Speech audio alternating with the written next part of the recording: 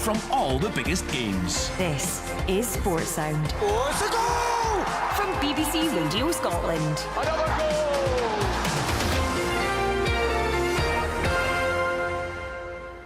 You are listening to Open All Mics on BBC Radio Scotland. A very busy afternoon ahead. Welcome to those who are joining us on BBC Scotland. We are in vision for the first time today, so thanks for coming along. You've picked a great day to do it. Some huge matches to look forward to. So much at stake. You've got all the goals as they go in on this programme. All the reaction, all the drama. So much to talk about this afternoon. We can hear the noise here from our commentary match in the background. That is at Ibrox. Rangers at home to Hibs there this afternoon. We got the team news. Derek Ferguson. This should be a decent game, shouldn't it? Absolutely, Kenny. I can hardly hear you. The noise in the ground's unbelievable. It's a beautiful day as well, Kenny, for a game of football. But as you say, this is the business end of the season. So looking forward to this one and the remainder of the season. And I can't. I says it earlier, Kenny. I keep thinking about next week. I was listening to guys earlier, talking about it.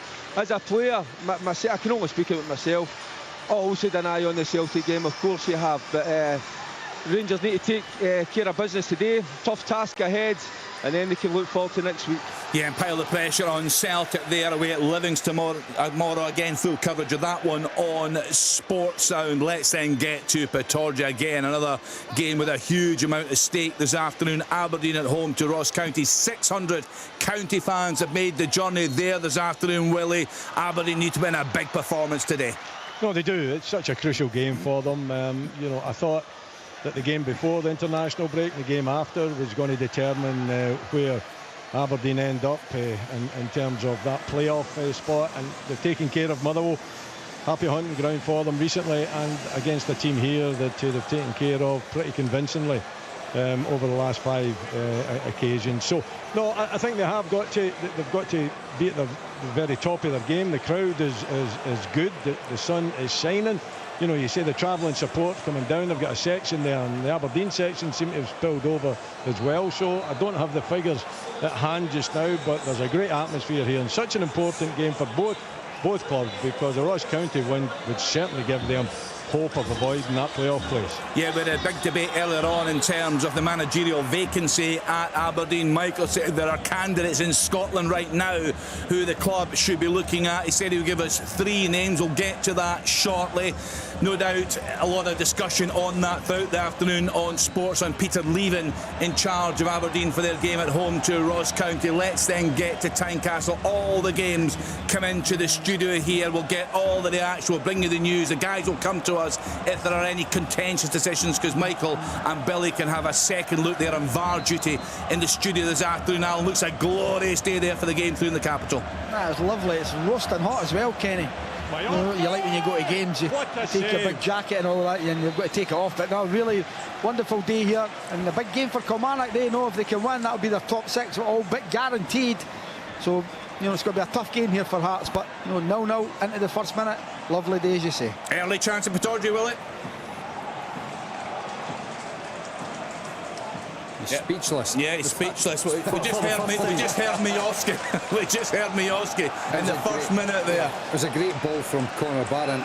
Reverses it, slide rule pass right into Miovski's path. Gets the strike away. Good save down low, but eventually he was flagged offside, so it's it wouldn't have counted anyway. But a lovely pass from Conor Barron. You're back with us, Willie? I am, yeah. I mean, all the words I just spewed out my mouth just 30 seconds ago gone to waste because I was off air. But it was a big chance. But Michael just catching the end of it. It was offside, but a lovely pass through from Barron too, and a little bit concerning. I mean, the main man, you're giving him that kind of a. As far as Don Cow is concerned, this early in the game, even although it's offside, you can't allow that to happen. They've got 3 big tall centre backs there. They've got to get closer to Aberdeen. The difference between Aberdeen and probably that playoff place at present is Bojan Miovski. Don't let's kid ourselves, and he's going to play a big part, and he's got to be taken care of from a Ross County point of view. Some touch from Wickens just round the post. Yeah. I mean, he didn't know it was offside. He's got to make the save, so he was brilliant. Yeah, he's on a lean run, Willie, is he not? Miovski. He's what? He's on a lean run. He is, yeah, but you know, when you get thrown under the bus with the ex-manager at the Kilmarnock game getting blamed for the first goal, I mean, dearie me, how could you possibly pick Bojan Majowski out and give him any kind of a criticism without actually qualifying and saying, well, you know, he might have dropped his man there, but for this season he has been our main man, and that wasn't done. Oh, Raith Rovers have started this game incredibly well, Kenny. Really, really good start. Lewis Vaughan turns inside the box within 3 minutes and his shot's blocked. It goes out for a corner, and from the second phase of that corner, it's bobbling around in the box, and it's Vaughan again who turns and shoots. I thought it was going in, but Walton managed to get his leg to it, but it's been all Raith Rovers in the opening 4 or 5 minutes, still 0-0. Alan, a good goal in midweek, the international goal for Majowski. It reminded me of Shanklin at his best. Nah, I wouldn't have said that. No, no good enough. Too far. No good enough. Lunchtime kick-off in England. It finished Newcastle United 4, West Ham 3. An early goal in the 3 o'clock kick-offs. Tottenham Hotspur 0, Luton Town 1. Let's then get to Fir Park. A big game there for both sides. Lee, it sounds like a good atmosphere. I was saying earlier on, but 1,500 St Mirren fans have made the trip. He's in again, Majowski's in again. He's in again. It's up. It's a goal! Yes, Willie. Bojan Majowski, although it might go down as an OG. I think it's Aina at the back post who tries to clear it off the line. But for me, it's Majowski. He shouldn't have got the time. He should have been closed down. He managed somehow to toe poke it, and it just creeps over the line with a little help from Aina to give Aberdeen an early lead. I can't help with giving you any other description, because he scored it flush in the shaded area at the bottom end of the kit, and you couldn't see anything. The only thing I would say is that as soon as it got slipped through him, you're thinking, how on earth is he scoring from here? Because you know he's on his right side, he's at a tight angle, the defenders are coming back in. It's a really poor goal to lose from. I'm watching a replay. I think it's an OG. That is terrible. I know. I think he's got room there to clear it off the line. Yeah, I'm getting the replays now, Willie. Yeah. It's quite incredible how they have not managed to clear that. Trundles.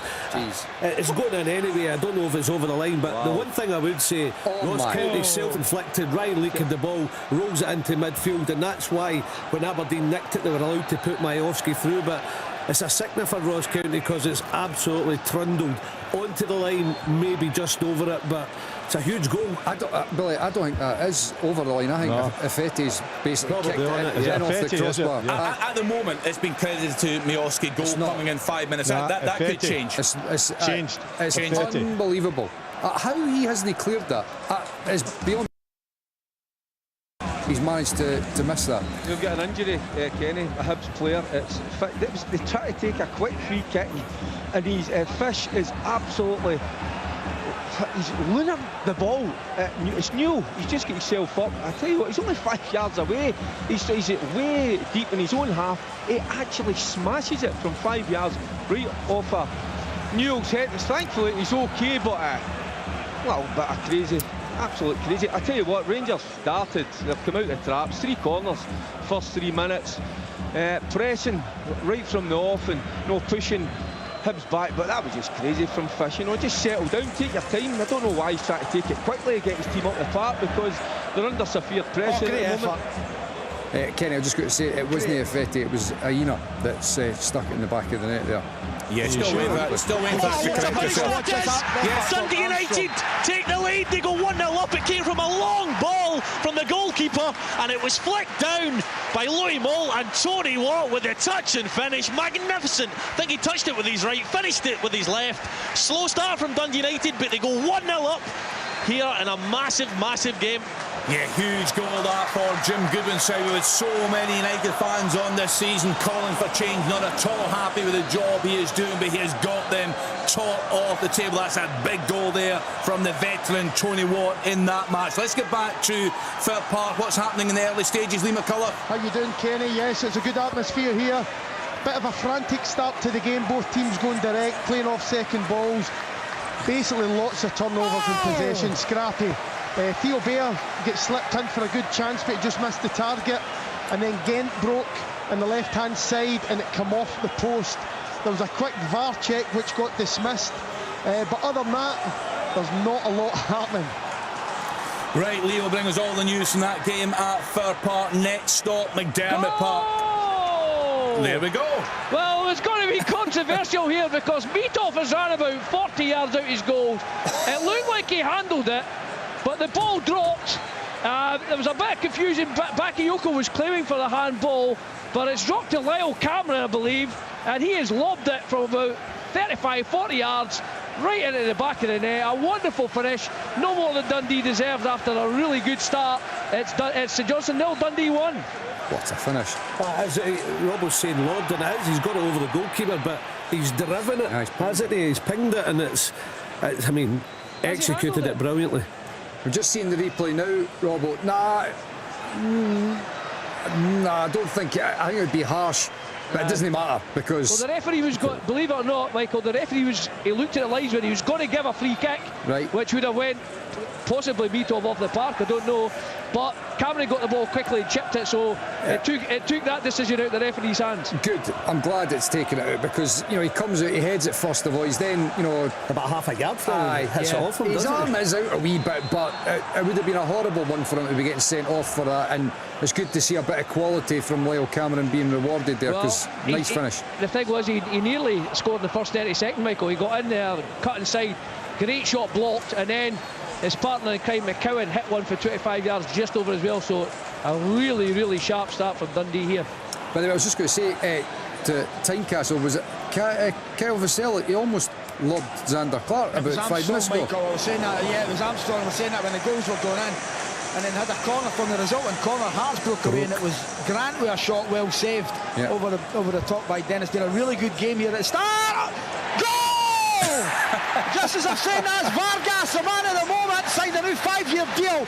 Brilliant stand up to the back post for Shanklin, and Vargas comes in and knocks it over the line from about 2 yards out. Hearts 1, Kilmarnock 0. We gave it the big build up, Billy. We said it was a super Saturday. We've not been disappointed with the start to these games. It's just with the pressure that was on some teams, and then you look at the stadiums, and it's nice to see the sunlight in them as well.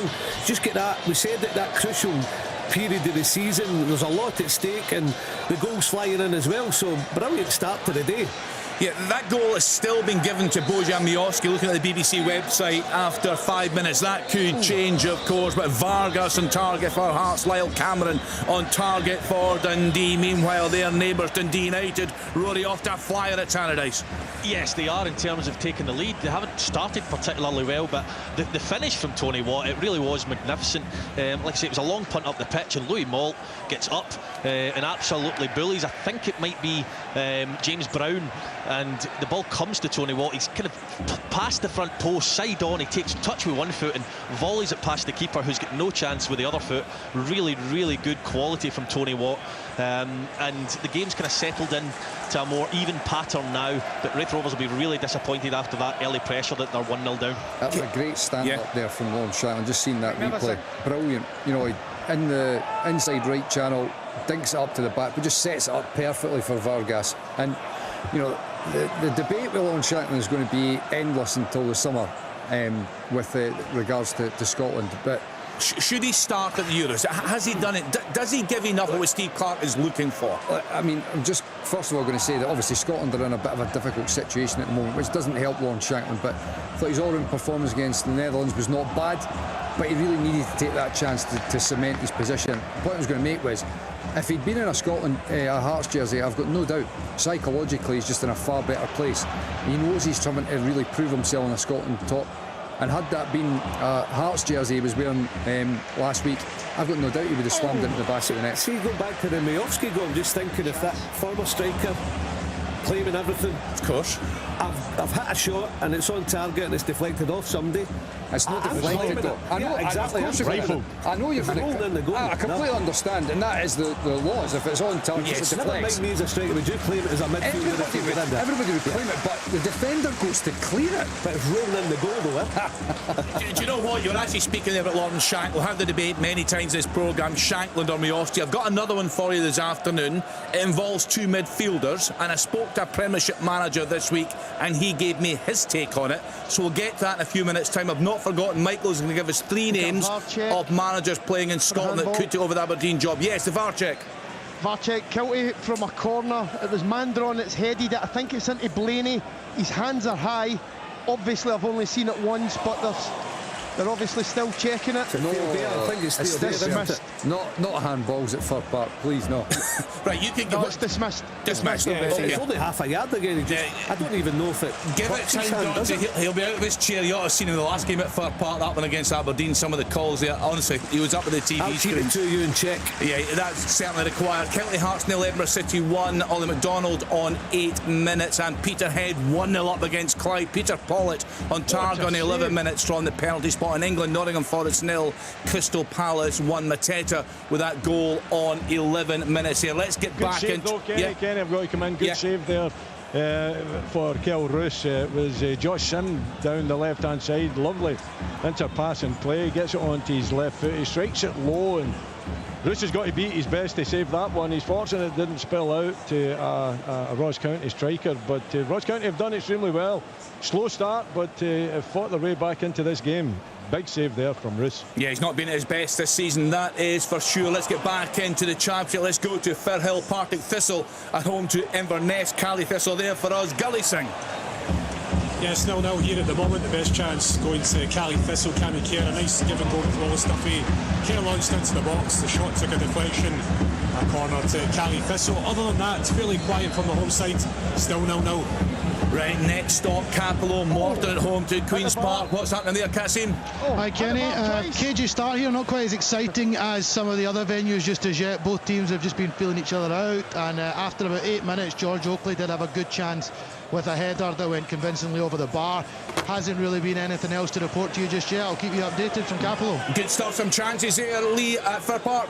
Yes, a free kick from Strain. It was about 20-25 yards out after a foul on Kilty from Halliday. It come off the bar, rebounded out, and Mandron was first to react. He's headed it, it's come back off the bar and get cleared to safety. That's the first time St Mirren have looked a threat in the game. So 15 minutes played in the Premiership. Aberdeen 1, Ross County 0. Bojan Mijovski credited with that goal after 5 minutes. Hearts 1, Kilmarnock 0. Vargas on 10.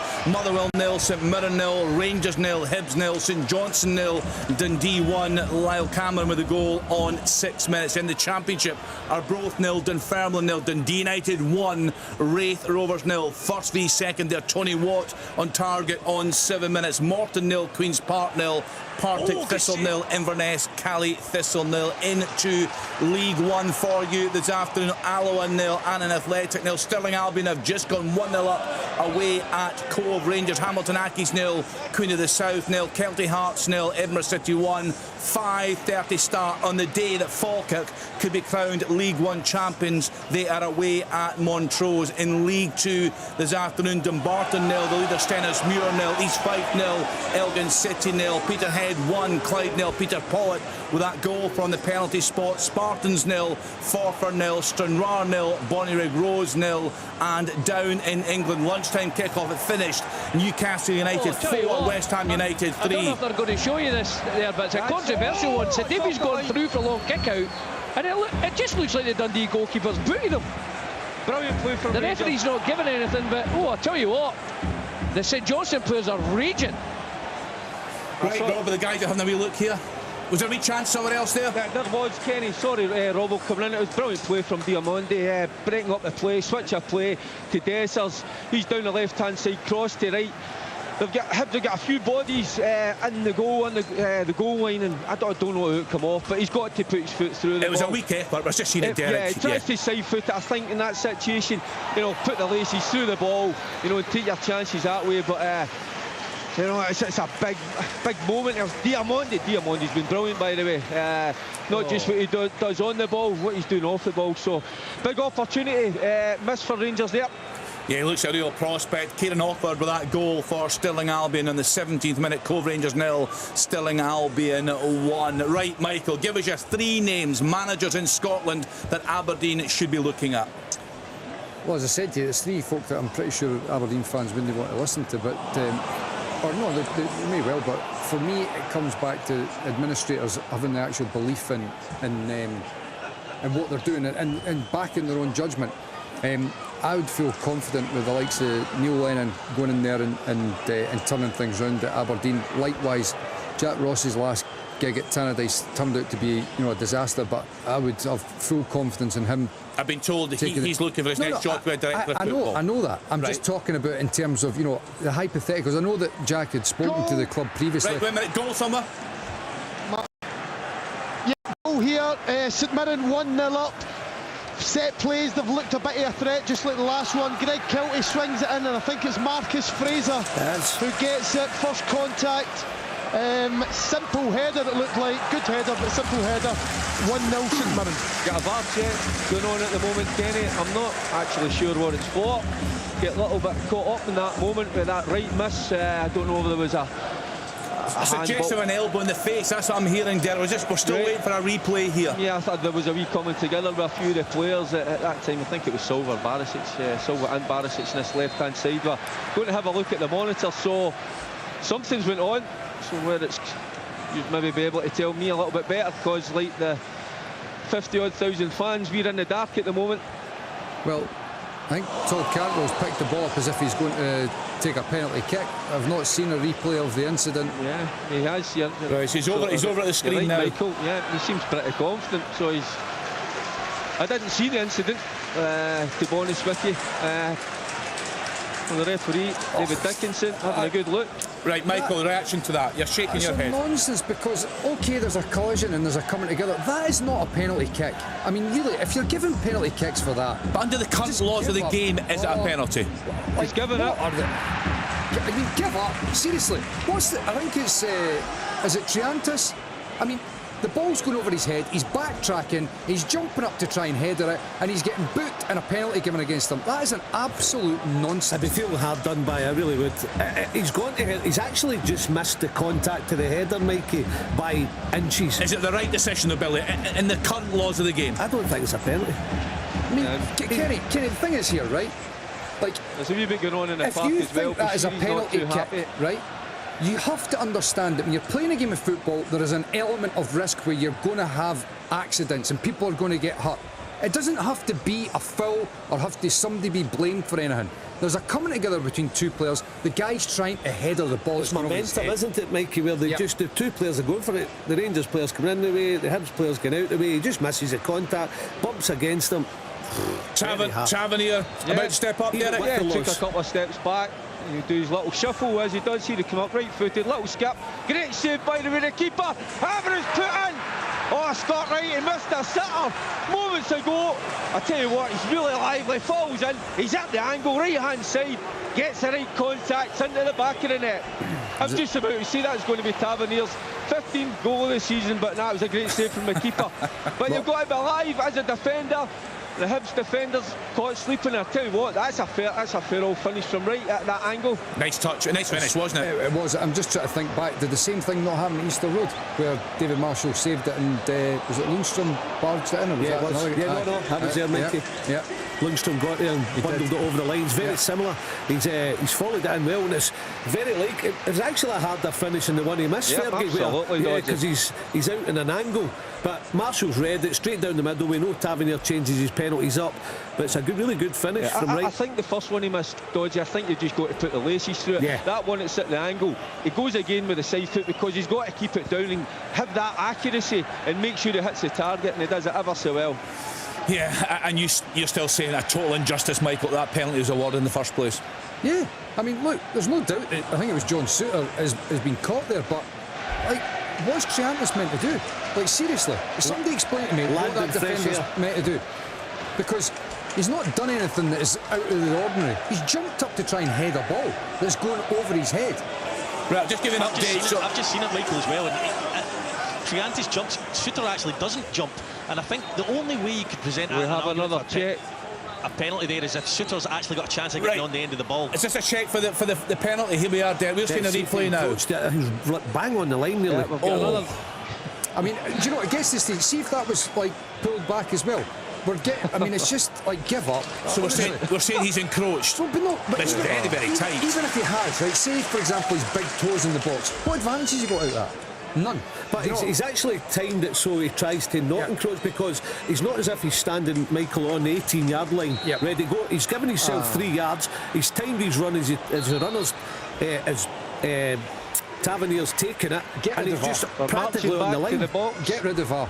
Get rid of it. Honestly, Too much refereeing. Yeah, this is not. See, we are now. What's happening?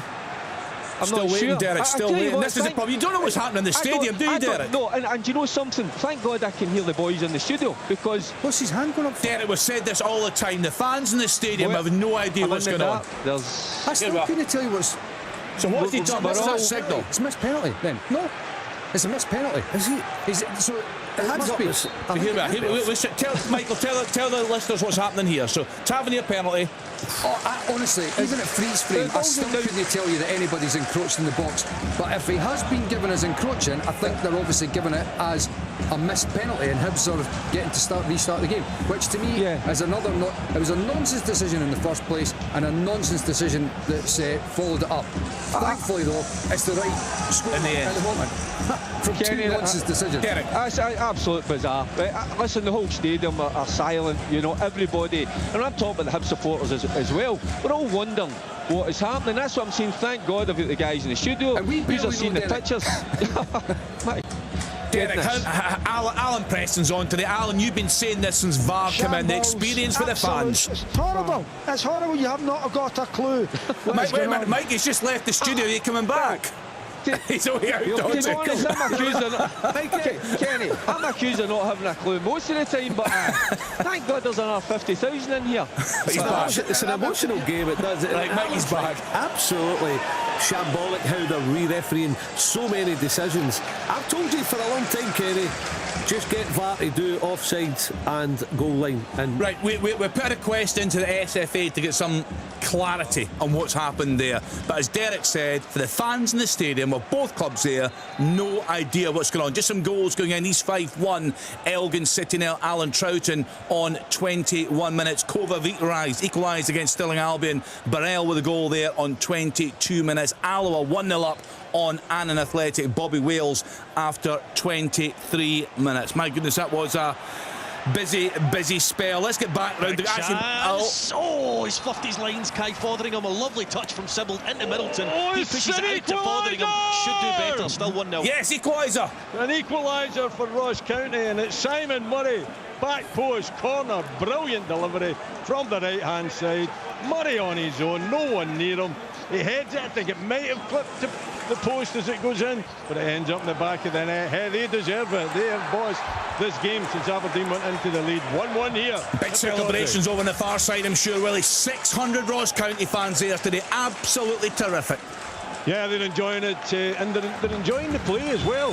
You know, a really slow start, really sluggish start from Ross County, but goal for Rangers, and he has got his 15th goal of the season. Tavernier, I tell you what, brilliant ball in, left-hand side, takes a deflection. As usual, Tavernier, driving into the box, on the volley, keeps the ball down hard and low. I think it's Fish on the goal line, tries to stop it, but hits the roof of the net. So Rangers do go. Well, hold it. I'll just need to hold that because I'm not sure. So you don't know what's going to happen. So at the moment, it looks as if Rangers are 1-0 up. One thing's for certain, it's a tremendous strike. What a finish. You see Tavernier just perfectly timed run to the edge of the box. Fish tries to clear it with the initial header.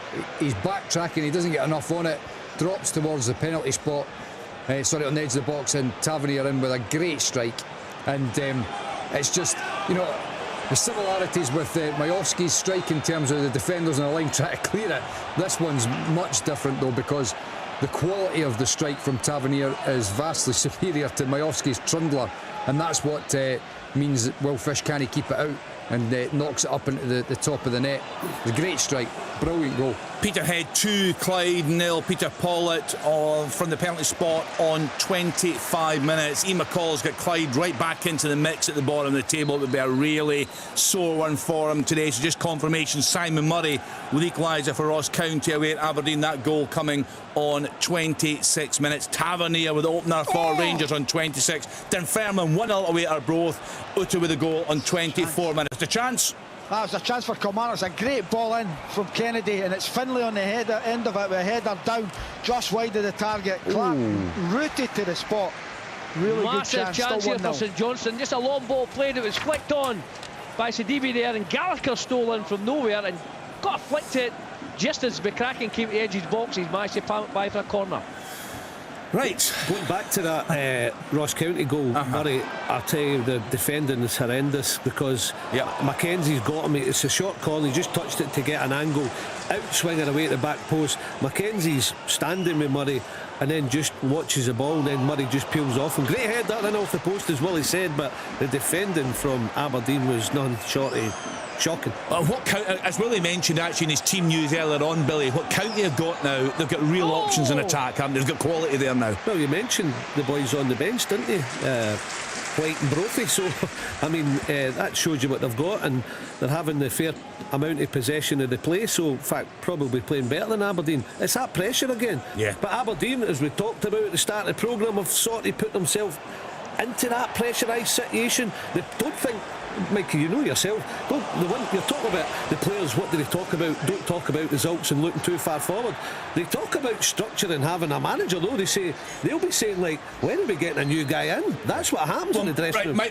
Michael said 3 managers who operate in Scotland, who have operated in Scotland, should be looked at by Aberdeen. So he gave us Neil Lennon, Jack Ross So the point I'm trying to make is that without trying to reinvent the wheel and without limiting your ambitions, I think that these are guys that are capable of doing a job comparable with any of the others that they're trying to get in, and Malky Mackay as well. Now, these are 3 guys that I would imagine, because of some of the things that have gone on in the past, it doesn't get the supporters on the edge of their seat. But these folk that are getting them on the edge of the seat, they're like short-term sugar rushes. You know, you see so often where folk come in and it's like a couple of games player-wise, oh, brilliant, and then it drifts. These managers, they've had quality for extended periods of time, and you look at the quality of the club at Aberdeen and the players that they've got, I would back them to go and do a good job. But you made a good point, Michael. Willie, what are your thoughts on these names? Neil Lennon, Jack Ross, Malky Mackay. I think Michael makes a good point. Would Aberdeen fans really be in support of any of them? Well, Malky Mackay, I thought Malky Mackay would have been a good choice prior to the last change of manager or the last appointment. Oh, that's a goal. Oh my goodness me! That's offside. It's offside. 6 yards and he's put it over the bar. Oh my goodness. What a miss. Just as well the flag went up. Goal, Willie. Before he struck it. I mean, he's got to put it in the back of the net, as you know. Yeah, he has. It's a Fetty. That somehow, hey, if he's put that one in and he's missed that one, what an afternoon that he's had. Here we are, we're just seeing it now. He certainly looked well off. He's offside. He's not well off, he's marginal. Yeah. He is Oh, come on. But it's marginal. Marginal. Belly, back me up. Marginal. Oh, good it's maybe half a body. Right, okay. I'm putting my place. Well, these 3 choices. Miss, though, isn't it? Yeah, it's a bad miss. What about Neil Lennon and Jack Ross? Yeah, I mean, good experience. I think all 3 that he's put forward, good experience. I don't know how much it would excite the fans, but that's not the point, is it? The point is to get a manager in that's got that experience, that can turn the club round, that can give a... They've all got doing that, so yeah, I wouldn't... See, back to when Derek McInnes got the job, right? Now, but small weren't such a prevalent thing back then. Do you think if Derek McInnes, with his connections to Glasgow, if he was the front runner, I would put a safe bet that I don't think the Aberdeen supporters would have been overly enthusiastic about that at the time. And look at the success that he had. Arguably, well, not arguably, he was the most successful and long-running manager since Sir Alex Ferguson. Well, right? you could go back to that man that you've just mentioned as well. Exactly. And that wasn't an appointment that aroused enthusiasm at Aberdeen at the time.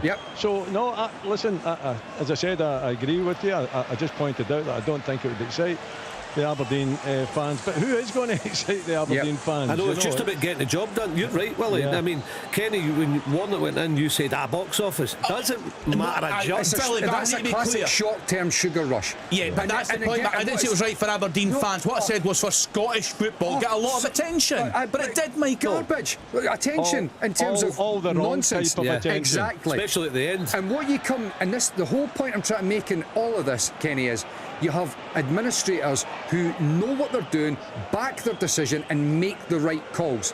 Now, I would suggest that any of those three guys would go in and get results at Aberdeen, and that's what the fans want. It's not about trying to appease. Yes, sorry, Michael. I remember my mates telling me when Neil Lennon was in charge of Hibs, it was box office, it was brilliant. They were playing football they'd never seen. I remember the 5-5 game with Rangers, and Neil Lennon didn't lose his job through results. You know, and I think he would be a really good pick for Aberdeen. I really do. I agree, probably the fans wouldn't like that, but during 2-3 months into it, once he got up and running, I'm sure they would back him, because he went toe-to-toe with Rangers and Celtic, and that's what Aberdeen fans would want him to do. Right, just to clarify, we got some word back from the SFA. Encroachment from Scott right into the box. It was very, very tight. It was very, very tight. No doubt at all about that. An equaliser, Kelty Hearts 1, Edinburgh City 1. Alfie Bavidge with a goal on 29 minutes there. So going round the grounds, Aberdeen 1, Ross County 1, Hearts 1, Kilmarnock 0, Motherwell 0, St Mirren 1, Rangers 1, Hibs 0, St Johnstone 0, Dundee 1. In the Championship, Dunfermline have just gone 2-0 up away at Arbroath. It's Dundee United 1, Wraith Rovers 0, Morton 0, Queen's Park 0, Partick Thistle 0, Inverness, Cali Thistle 0. In League 1, Alloa 1, Annan Athletic 0, Cove Rangers 1, Stirling Albion 1, Hamilton Accies 0, Queen of the South 0, Kelty Hearts 1, Edinburgh City 1. 5:30 start, Montrose at home to Falkirk. In League 2, Dumbarton 0, Stenhousemuir 0, East Fife 1, Elgin City 0, Peterhead 2, Clyde 0, Spartans 0, Forfar 0, Stranraer 0, Bonnyrigg Rose 0. In England, lunchtime kick-off finish, Newcastle United 4, West Ham United 3, Nottingham Forest 0, Crystal Palace 1, and Spurs 0, Luton Town 1. That's you right up to date with all the scores across the country. I'm going to put my wee teaser to you in a couple of minutes' time. I want you to pick between two midfielders and give me your reasons why you have gone for either. But let's just get into the Championship again, that big game at Tannadice. What's happening there now, Rory? Yeah, so Dundee United have been excellent in the last, since you were last with me. Wraith Rovers started the game well, as I said, first 5 minutes, but they've been bullied by Dundee United. They've been very, very direct, I have to say. Potential issues with the two centre-backs of Dundee United, given the lack of football they've played, but it's the two centre-backs of Wraith Rovers. Ewan Murray's actually had to go off, and Keith Watson's came on, which is a blow as well. But Tony Watt and Louis Moult have linked up really well. It's one bullying one centre-half, flicking it down to the other, who's had a shot on target. It was Louis Moult actually who had a shot just not long after Watt had scored from a Louis Moult flick down, and it was a good save from Dabrowski. McMahon's had one flash just past the post as well, which was deflected. They've had numerous corners, and like I said, Wraith Rovers have really struggled. Dundee United worthy of their 1-0 lead, could have been more. And like I said, very direct, very physical, and Wraith Rovers haven't handled it particularly well. It's still 1-0 to Dundee United. Paul Allen with that second goal for Dunfermline away at Arbroath. 2-0 the lead there. Cove Rangers have turned it around at home to Stirling Albion. Josh Kerr has put them 2-1 up. That goal coming on 35 minutes. In terms of these names that Michael's put forward for the Aberdeen job, we'll put that to an Aberdeen fan, with lots of fans joining us from 5:30. Yes? Kenny, the boos have started here at Pittodrie. Right. It's been a really uncomfortable first half for Aberdeen. After taking the lead, you would expect them. My goodness, what an effort from Zach Rudden out of nowhere. He smacks the crossbar, it bounces down, and it's cleared. It was Dylan Easton who got the ball, took his man on, put it back to Rudden, who took one touch out his feet from the edge of the box and curled one. I thought it was going in. So close for Wraith Rovers out of nowhere, but it remains 1-0 to Dundee United. Yeah, well, just back to yourself, because we discussed this after the Dundee game, wasn't it? Tyrone put to Peter Leaving that night. Did he think he had the characters in that dress on the way up for the scrap? What are you seeing today when the pressure is very much on? Well, it's questionable so far. You would have thought in a game so important that you get the early lead, that you go on and dominate proceedings, and that hasn't been the case. It's been Ross County that's dominated, and they've got that equaliser. There's a lot of questions to be answered out there, and a lot of testing of characters, I must say. They need the next goal, I would suggest, because the fans are getting very restless in the stadium, and when that happens, then you do need your big characters. You need them now. And so far they haven't really stepped up to the plate. It's all been about Ross County coming back for that goal down and playing some extremely nice football as well. Very pleasant in the eye, and really dominating the game and dominating the ball in possession. They've been needing the big characters for months though, Willie. And without constantly looking to try and give the players an out here, you can't underestimate the toxic environment that's around the club. I think that there's probably the vast majority... good chatted. The vast majority of that Aberdeen squad, like looking from the outside, looking out with, I wouldn't have a problem with keeping the vast majority of that squad there. You would just really look to recruit a couple of good characters, and then almost that permeates through the group as a whole. I think there is some characters there. Of course they're lacking slightly, but the biggest issue is the turning around of the atmosphere within the club as a whole. You get a manager in there that's able to get those players on side, and it would be like a different team, completely just changing in front of your eyes, because the quality's there. I don't think there's bad characters. I think they may be lacking one or two other leaders, and that would be a transformation. But it comes from getting a leader who can actually lead the team, of which they don't have, and they haven't had for a long time. They say they're close. They've been saying that for a few weeks now. We're close to the end of the season as well. Yeah, absolutely, and some crucial games coming up. Let's get to another crucial match this afternoon. Let's get to Derek Ferguson at Ibrox. Any sign of Hibs getting back into this one, Derek? Not really, to be honest with you, Kenny. Every now and again they do get themselves up the tar, but it's kind of just fizzles out once you get to that 18-yard box. So just look, just for I think about 5-10 minutes here, just Rangers just going off the boil a little bit. I think that Silva's just on the ball at the moment. Just looks a little bit leggy, as does Bessers, and again they've been away with their international sides over the course of the last 10 days. But I tell you what, who's been brilliant for Rangers been Diamondi in the middle of the park. The energy, the quality, he's been absolutely different class. From Hibs, I think just we've heard it all before, just at times they take too many chances playing out from the back. I think there's a time and a place for that. I think just, you know, they should go a little bit longer, because they've got a little bit of power and pace up top, but sometimes playing out from the back, they've been caught a few times, you know, and you know they're bringing pressure upon themselves, so they've got a little bit of pressure they've been under. Hibs is maybe alleviated at the moment because they've just won a free kick centre of the park in Rangers half, so I'm sure this ball should be going into the box to see if they can create something. Lee McCulloch, I've heard you speak before about Diamondi. He's a player you believe has got a big future. Yeah, I do. I think he's got lots of energy in the middle of the pitch. I think he gets forward really well, hence he's got a couple of goals, some good finishes. He's got a composure and a technique to his play, so I think he's not long in the door. I think he'll get better and better as the games go on. And in terms of the game, you're at Fir Park, Motherwell against St Mirren Saints. Good value for their lead? Well, I wouldn't say good value. It's been a very scrappy game. The Motherwell fans are starting to get a bit restless, and I think that's transcended onto the pitch. The players look a little bit nervous. Neither team's really been dominant, or there's been no fluency in the game regarding passes.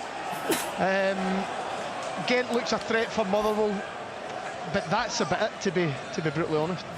Yeah, that game really to come to life, but a good start, you'd have to say, for St Mirren away there at Fir Park. Let's get to McDermott Park. It's going to be a very nervy few weeks ahead for the home fans, you'd have to say, John Robertson, if they can't take something out of this game today at home to Dundee. Yeah, it will be, but to be fair to them today, after a slow start, you know, Dundee come out the blocks, got their goal, had a couple of half chances.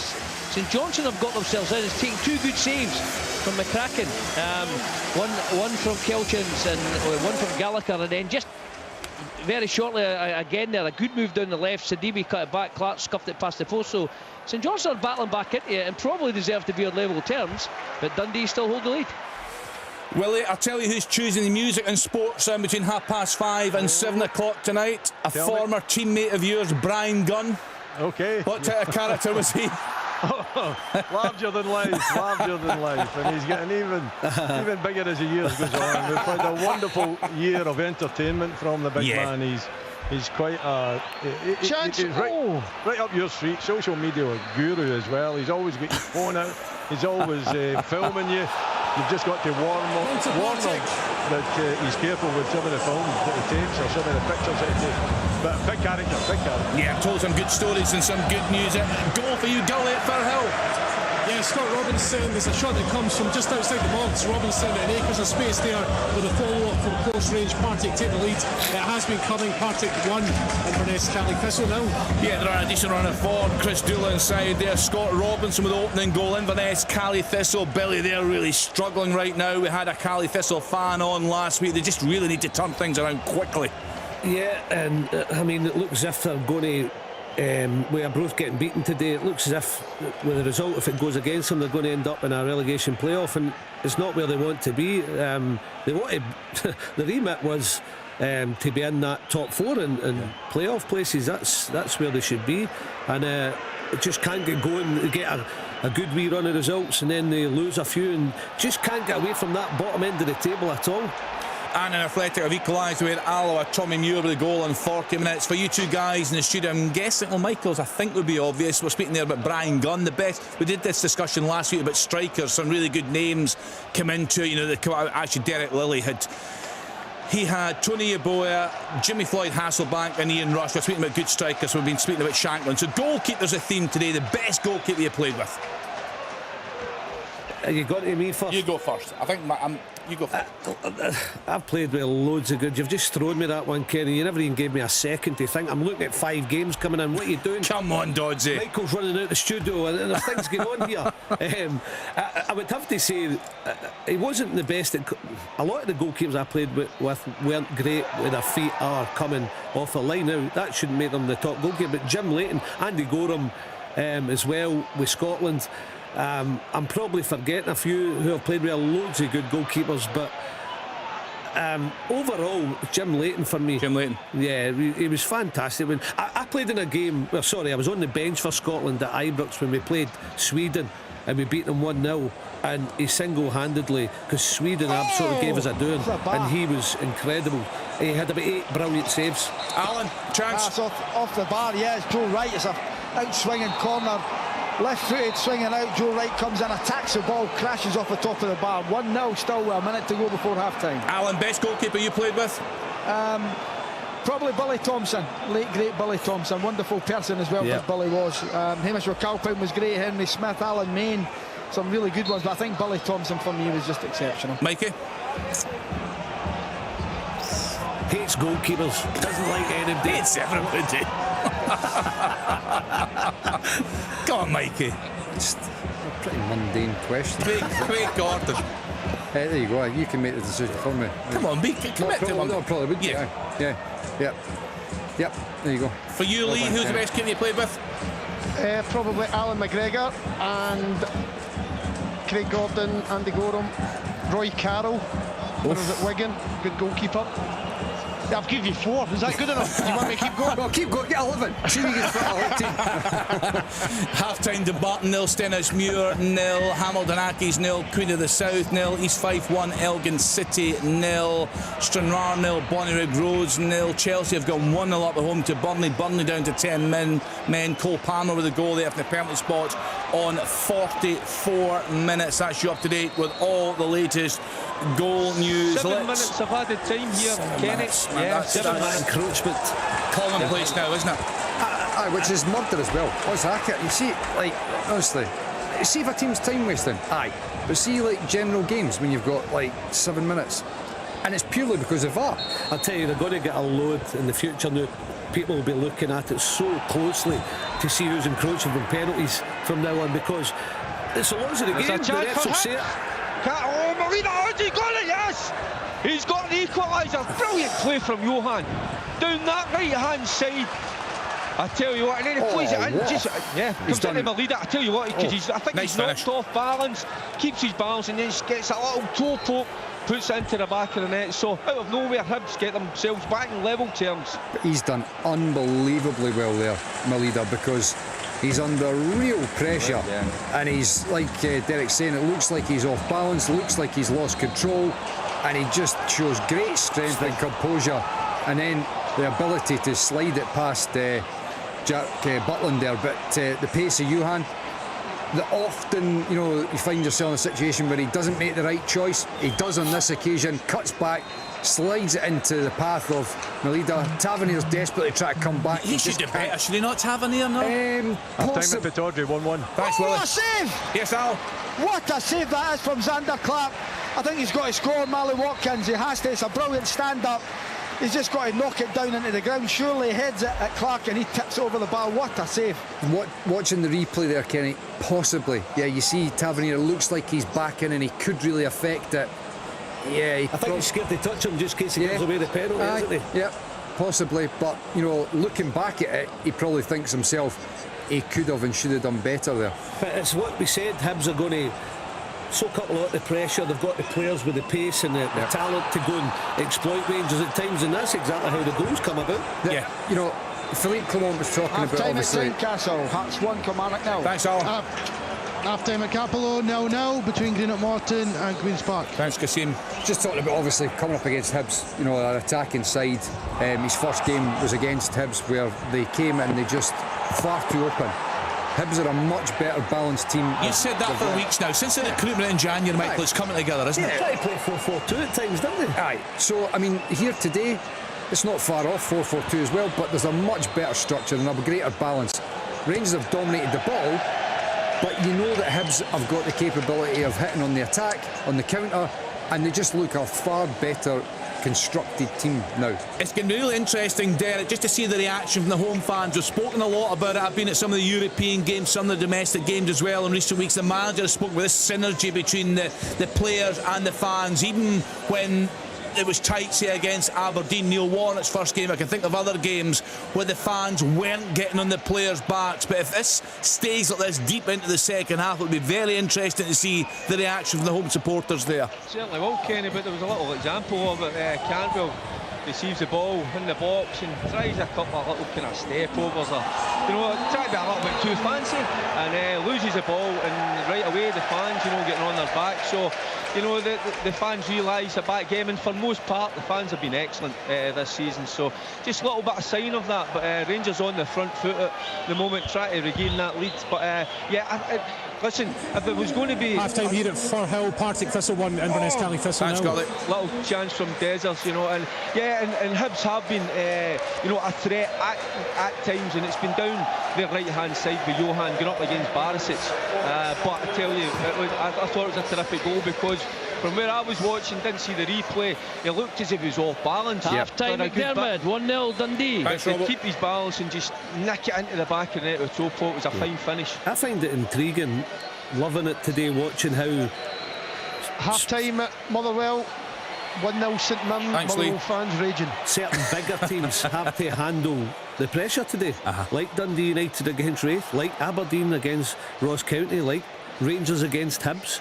If for where they want to get to in terms of winning trophies, staying out of relegation, you'll see players that couldn't handle it, Billy. Through the years, you've seen players just didn't fancy it when they came to these big games.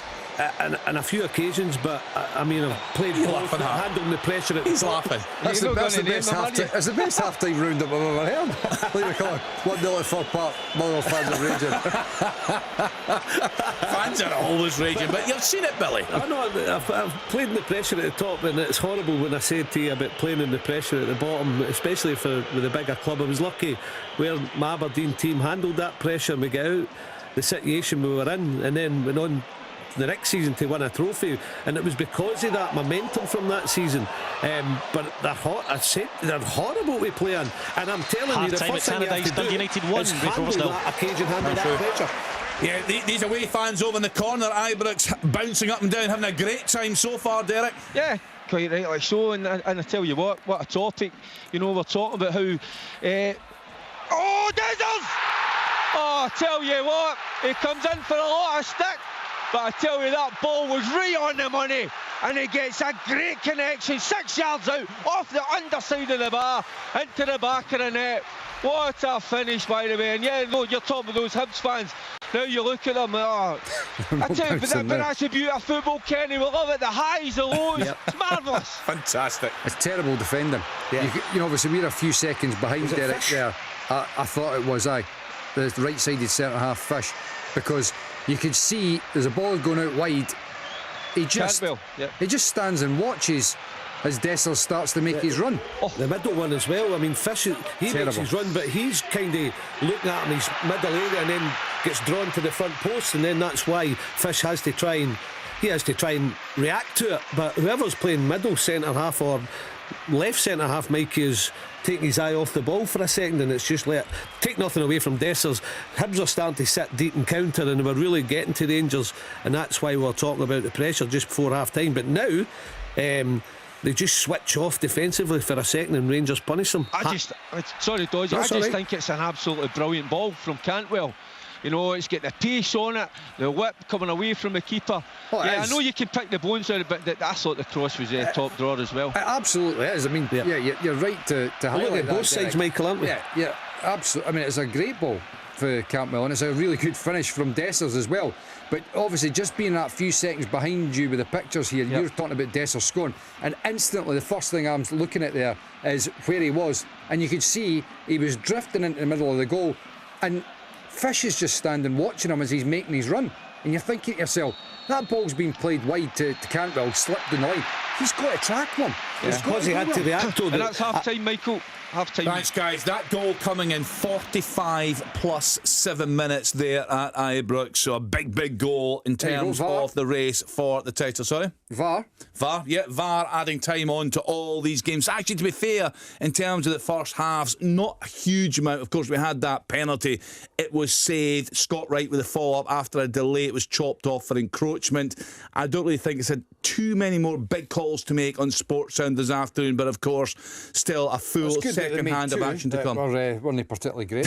I know, but it's down in recent weeks, isn't it? I mean, that's for sure. It dominates so many of these programmes on sports. And we'll go around the grounds for you. A reminder, we're on until 7 o'clock this evening, from 5:30 until 7 o'clock tonight. Reaction from fans of various clubs. And as ever on a Saturday night, some music this week chosen by the former Scotland and Aberdeen goalkeeper Brian Gunn. Football from Sportsound. Brilliant drop of the shoulder. From BBC Radio Scotland. There's no substitute. You're listening to Sportsound on BBC Radio Scotland. Our commentary match this afternoon comes from Ibrox. My goodness, real drama in that one. Rangers at home to Hibs. Our commentary team there, Kenny Miller and Liam McLeod. Yeah, it's plenty to talk about, that's for sure. This one normally does when Rangers and Hibs go head to head, and Rangers dominated a lot of the ball. Hibs always in the game, of course. Rangers grabbing the opening goal, but it came after a period where the VAR was used a couple of times. Rangers initially given a penalty for a flailing arm from Nectarios Triantis, and the penalty was eventually given after David Dickinson came over to have a look at the monitor. Tavernier, as was the case at Easter Road a few weeks ago in the cup meeting, saw his penalty saved by David Marshall, who saved a spot kick for the 4th time this season. Wright met it on the rebound, and it looked as though he'd opened the scoring, but after a few minutes it was taken away from him because of an encroachment in the box and the penalty by one of the Rangers players. Myself and Kenny Miller here haven't had a chance to see any replays. We don't have a monitor in front of us, so we still haven't seen it for a second time, but it was ruled out. But it didn't stop Rangers. Just a few minutes later, their captain Tavernier was leathering home a low volley into the bottom left for his 22nd goal of the season. His previous best in a campaign for Rangers was 19, so he's gone well beyond that as he gave Rangers the lead as they looked to go to the top of the table. But as we went into 7 minutes of first half stoppage time, and by the way, this is a game the Rangers have had plenty other opportunities as well. A wonderful clearance off the line by Jordan Abita earlier on to deny Scott Wright. It probably goes down as a sitter for the Rangers player, but Abita was in the right place.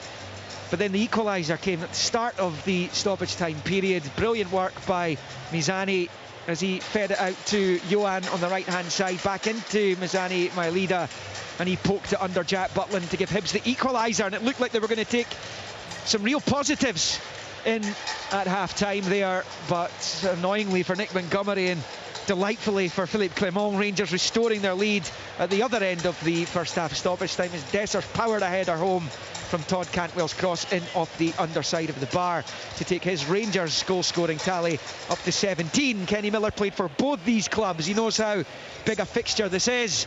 And Kenny, for Rangers, they'll feel they deserve to be in front, but Nick Montgomery must be fuming that they've not managed to get to the interval all square. I think that's the perfect summary of the half. You know, Rangers have had a lot of control within it. Hibs have had their moments, you know. They scored a really, really good goal, but Rangers have been the one asking all the questions. They've been probing. Again, Hibs have defended for the most part okay. But when you score that goal at Ibrox, or 1-0, that's the first goal you've scored against Rangers this season. 3 minutes into stoppage time before half time, you would expect to kind of see that out, go up, kind of do a bit of regrouping, again talk about the good things that you've done and reinforce some messages. But the whole thing changes for Nick Montgomery now. His team have conceded, and listen, you've got to give Rangers credit. Again, they were the ones that fell straight back into an attacking intent, and they created a really, really good goal through I think it was Tavernier just releasing Todd Cantwell, and the cross for Todd Cantwell was absolutely on the money, and Dessers was the one that was reacting first on the move, heading it right in the middle of the 6-yard box into the goal for 2-1. So like you say, both managers will be adjusting their half-time team talks after that goal. Kenny, James Tavernier's 450th Rangers appearance today, and I believe his goal today makes him the highest scoring British defender ever. Wow. That's him on to 131. Half-time at Ibrox, Rangers 2, Hibernian 1. Thanks to Liam Manitou, Kenny. He is an incredible player, you have to say that. James Tavernier with the opening goal there for Rangers. Rangers 2-1 up at home to Hibs. Full second half commentary to come. Let's then get to Pittodrie. A big game there this afternoon. Aberdeen against Ross County. Let's hear from Willie Miller. Yeah, a huge game here for both sides, and at half time it's 1-1. You know, it couldn't have been a better start for Aberdeen in 5 minutes. You know, that you're talking 17,616 of a crowd as well, so a huge crowd here at Pittodrie, and they got off to the perfect start. A little bit of good fortune to it, I must admit. Hoylett puts Majowski in down the right-hand side. It doesn't look as though that there's a shot on.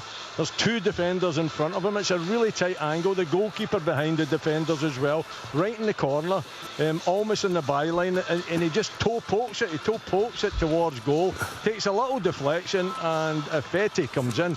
I think, for me, it's an OG. Because if Fetty could have cleared it before the ball crossed the line. He slides in with the left foot, takes a wild swipe at it, comes off his instep, it shoots high into the back of the net. Majowski's getting the credit for it, but for me the defender should have done much better, and you're thinking at that stage, what a perfect start for the home side. They've got to go on and dominate the game, they've got to control this game. Exactly the opposite happens. And it's about the visitors, about Ross County, constantly testing Aberdeen. Possession really good, movement excellent. Aberdeen not really making a dent going forward and having to defend for the majority of that first half. Not a great deal of opportunities for Ross County.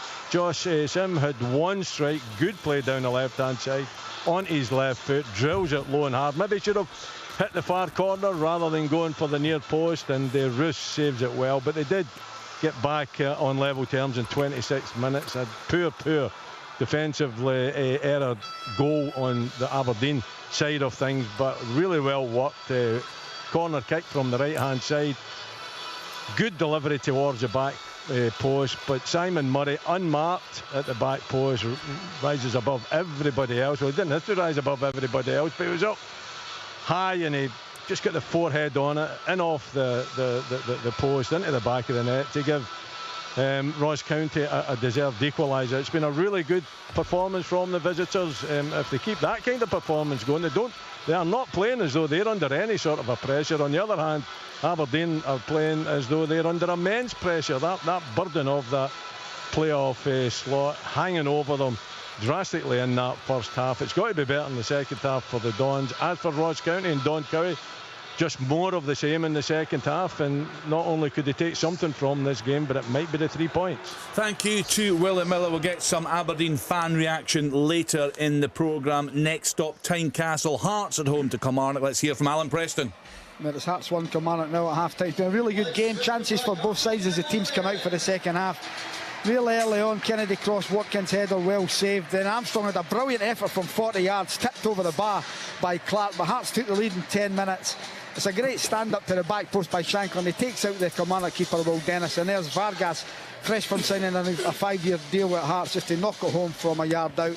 Shankland then had a pull back, Grant had a shot, but Kilmarnock had chances as well. Kennedy free kick, brilliant header by Finlay, just wide of the target. Armstrong corner, Joe Wright smashing his header off the bar, and just before half-time, Mally Watkins should have equalised. It's a great cross by Armstrong, and there was Watkins about 6 yards out, header right at Clark, who tipped over the bar. Brilliant save by the keeper. Good stuff here into the second half, just about 1-0 to Hearts. Thanks to Alan from Tynecastle to Fir Park. Motherwell against St Mirren. Let's hear from Lee McCulloch. Yeah, Motherwell 0, St Mirren 1. It was a bit of a frantic start to the game.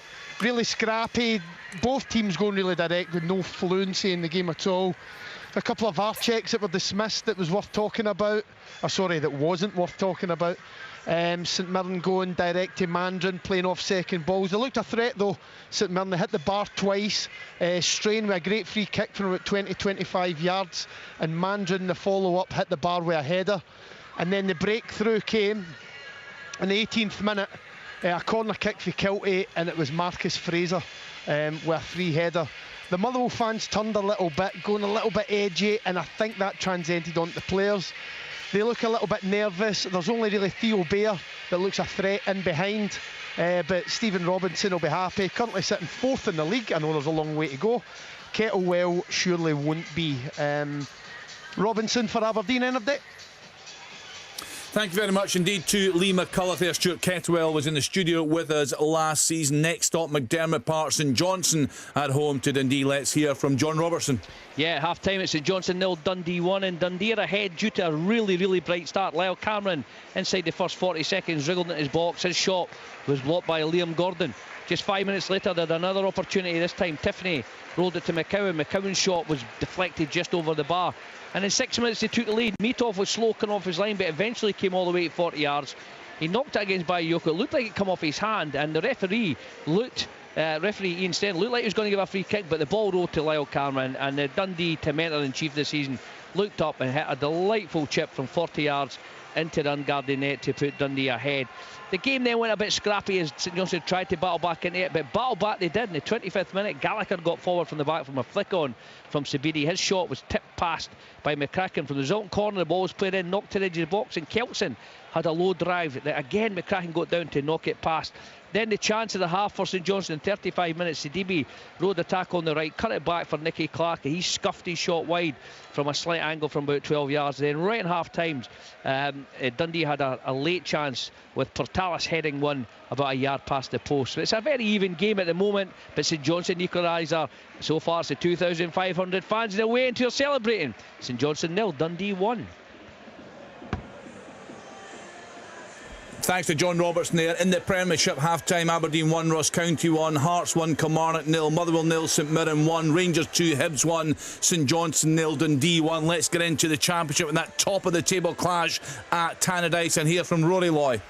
Yes, indeed, and it didn't take long for the action to get underway. On 3 minutes, it was Lewis Vaughan's turn and deflected shot, which went out for a corner, which resulted from that corner in a good save from Walton after Vaughan found himself free in the box. 5 minutes later, and the opener came at the other end. It was a long punt from Walton, nodded down by Moult. Lovely first touch, lovely second touch, which put it into the back of the net from Tony Watt for 1-0. Onto the 16th minute, and McMahon chipped into the box, and Tony Watt returned the favour to Moult, nodding down on the edge of the box. However, his strike was saved by Dabrowski. Ewan Murray, the centre-back for Raith Rovers, did have to go off injured after 20 minutes or so and was replaced by Keith Watson. And then 5 minutes later, Sybil's first-time pass found Middleton. He passed it one further out to Fotheringham. He delayed his shot a little bit too long and ended up slicing wide. McCann had a shot deflected on the half-hour, which went just wide, and Tony Watt had a chance with a head from a Middleton corner after 32. Easton found Zach Rudden on the edge of the box at the other end. I don't think we've seen anything from Raith Rovers between the 5th and 35th minute, but that smacked the underside of the bar and then was cleared. Miller Thompson's free kick right on the stroke of half-time found Ross Graham's head, but that was held by Dabrowski. Very physical this game. It's threatened to bubble over a couple of times. There's been 5 yellow cards, so a few players will need to be careful in this second half. However, Dundee United deservedly lead 1-0 at the break. Partick Thistle are at home to Inverness Cally Thistle this afternoon. Let's get the half-time report from Gully Singh. Yes, the second half is underway, but half-time Thistle went into the interval with a deserved lead. They went 1-0 up. Scott Robinson on 40 minutes. It wasn't a great Opening 20 minutes, both teams trying to find some rhythm, but it was Caley Thistle who threatened first. Cammy Kerr's 1-2 with Wallace Duffy. He found himself in the box. His shot took a deflection. It was unlucky not to find the back of the net after 10 minutes. On 34 minutes, Duncan Ferguson side with a corner. Wallace Duffy's header hit the bar. It was flagged for infringement. 39 minutes, Brian Graham gets in behind the defence for Thistle. Caley Thistle failed to clear the lines. Graham hits it first time and it's just over the bar. Then a minute later, Graham links up with Scott Robinson. Robinson finds some space in the 6-yard box. His shot cracks off the post. But only a minute later, Scott Robinson got on the end of a Mark Ridgers save after a Thistle strike with plenty of power from outside the box. Ridgers parried the ball back into the path of Robinson. He tucked it away for 1-0 Thistle.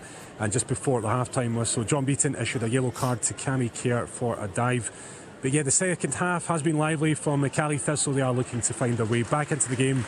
But so far, Partick Thistle 1, Inverness Caley Thistle 0. Thanks to Gully. Let's hear what's been happening at Capello. Morton at home to Queen's Park there for us. Kasim Sheikh. Hi Kenny, not the most exciting report I'll ever give. There was only the 3 shots on target. The best chance of the half came to Jack Bairn, where George Oakley played him down the right side and he took a shot from the edge of the box. Good save by the keeper Ferry for Queen's Park. It was 21 minutes before Queen's Park had their first shot on goal, which was struck well outside the edge of the box by Jack Turner, straight at the keeper. And then after about 32 minutes, Muirhead had a good chance with a header that headed straight again at the keeper, so there wasn't really any threat of a goal in the first half, although the second half has started a lot more lively. Cameron Blues early doors had a header straight off the bar, and it seems to have livened the game up a little bit more, so hopefully some more action in the second half. 0-0 as things stand. Let's hope so. In the Championship, Arbroath 0, Dunfermline 3, Dundee United 1, Wraith Rovers 0, Morton 0, Queen's Park 0, Partick Thistle 1, Inverness Caley Thistle 0. In League 1, Alloa 1, Annan Athletic 1, Cove Rangers 2, Stirling Albion 1, Hamilton Accies 0, Queen of the South 0. Kelty Hearts have just gone 2-1 up at home to Edinburgh City. 5:30 start. Montrose at home to Falkirk. In League 2, Dumbarton 0, Stenhousemuir 0, East Fife 1, Elgin City 0, Peterhead 2, Clyde 0, Spartans 0, Forfar 0, Stranraer 0, Bonnyrigg Rose 0. A choice of listening once again on Sports, and for commentary from Ibrox, Rangers up against Hibs, tuned to BBC Radio Scotland Digital, 810 medium wave, and BBC Radio Scotland Extra on BBC Sounds. For Open All Mics, you'll find that on 92 to 95 FM and BBC Radio Scotland on BBC Sounds, and both are live online at bbc.co.uk/Sport Scotland. On digital radio, FM, online at BBC Sports Scotland, your smart speaker, and on BBC Sounds. This is Sports Sound from BBC Radio Scotland. There's no substitute.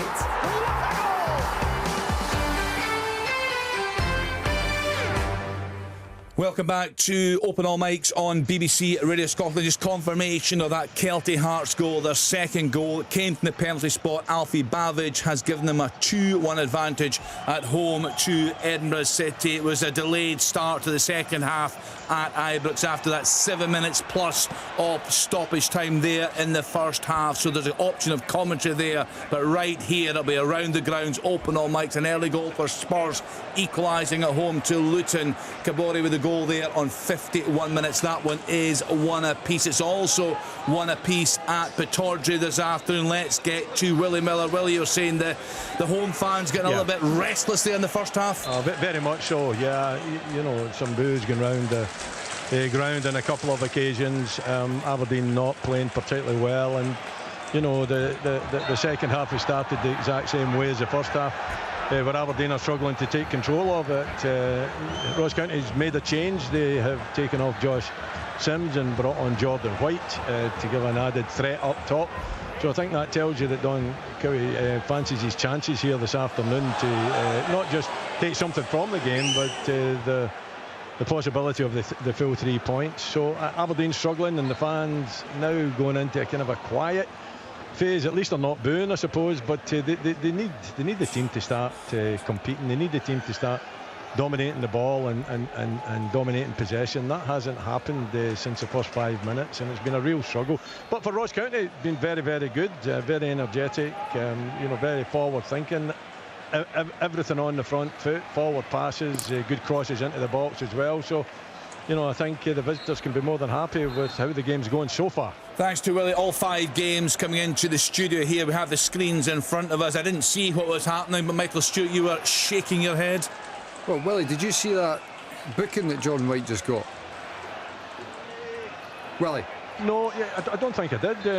Sorry, I must have been maybe looking at my notes or something. What was the booking for? Well, it was that much of a non-incident that you probably didn't even notice. I mean, the ball just got thumped up the park. Jordan White's just back in I think it was Gartenman in the end. And obviously, Jordan White's a good bit taller than Gartenman. He's just backing in, puts his arm out to field the defender, and if the defender falls down as if he's been poleaxed by an elbow, and he gets booked. I mean, it's literally a nothing incident again. Yes, he catches him. Yeah, you could say, OK, it's a free kick. Completely, you know, innocuous and no intent to do anything other than he's backing in and he's just putting his arm out to field the defender. Okay. And he picks up a yellow card. And on that, well, never mind the yellow card, Jordan White should have scored. Nearly put him ahead. I mean, just an in-swing cross and got above his man. I know he's got to get contact on it, Willie. Yeah, and if he does, he probably scores. So, big let-off for Aberdeen at the start of the second half. Peterhead 3, Clyde 0. Peter Pollitt with a goal there. I told you that Spurs had equalised at home to Luton Town. Burnley have equalised away at Chelsea. Josh Cullen with a goal on 47 minutes. Mohamed Niang has put Cove Rangers 3-1 up at home to Stirling Albion. Albion had been ahead in that game. Let's get to the early stages of the second half at Ibrox. What's happening, Derek? Yeah, Rangers on the front foot. Won another corner, but again it's the same outcome. They seem to go for outswingers. Barisic in the first half, Tavernier there, and you know it's the same type of cross, same movement, but the ball broke. It's just there was a shot just that flashed just wide of the target there. I'm not sure who it was, but no, it's like normal service resumed. Rangers in the front foot. Hibs soaking up a little bit of pressure and seeing that they're on the break at the moment, getting down that right hand side. That's a brilliant ball from Cadden. Falls to Fonder at the back post. He's got to whip that a little bit more. He's just trying to be a little bit too safe and hit the target. He should put a little bit more into that effort. But yeah, Rangers have started well in the second half. But yep, Hibs showing a little bits of life there in terms of getting themselves forward, and maybe that goal has gave them that little bit more confidence to get themselves up the park and see if they can, you know, get themselves back onto level terms. But at the moment, 2-1 early stages in the second half, and that's 4:15 already. You know, yeah. You know, and we've just started. You got it, so, Fergie, you got a date tonight? No, they've all left, mate. I'm afraid my family, every one of them is away. So I'm at a loose end. How's anybody want to? I'm sure you'll struggle. That is a danger. Oh dear. I'm sure you'll struggle. You'll be celebrating. I mean, he actually described that really well, Billy. Le Fondre should have done a lot better at the back post, shouldn't he? First instincts, I looked at him, I'm thinking, just hit it first time. Once you take the touch, you allow players to get close to it, and it's got to be exquisite after that. If you just, it's one of those where it drops out there, if you catch it, it flies in, a bit like Tavernier's in the first half. That's a great little cross from Barisic again. Dessers, you know, he's on the ground, can't get off the deck. It's a little bit of a wrestling match, but he gets a good strong header. And I tell you what, it's a fine save from Marshall in goals. Right hand save. It looked as if the ball maybe just sneaking in that fight, that far right hand corner, but good save from Marshall. Arbroath back in it at home to Dunfermline. Scott Stewart has given them a glimmer of hope. Arbroath 1, Dunfermline 3, Cove Rangers 3, Stirling Albion 2. What a game there. Cammy Clark has given Albion a fighting chance there. That goal on 58 minutes in the English Premier League. Sheffield United 1, Fulham 0. Ben Brereton with that goal on 58 minutes. That is you up to date with the latest goal news. Let's continue around the grounds. Let's get to Tynecastle. Hearts at home to Kilmarnock. What's happening, Alan? Still 1-0 with Hearts, and nice stuff they're playing in the start of the second half, but there's always that threat that Kilmarnock have got with Vassell, Watkins, you know, Armstrong and Kennedy in the wider areas. They're a good attacking team, Kilmarnock, but Hearts has been really relatively comfortable for them so far. Clarkson a couple of saves in that first half. Hearts lead by that Vargas goal to 0 so far. A mere almost played an hour.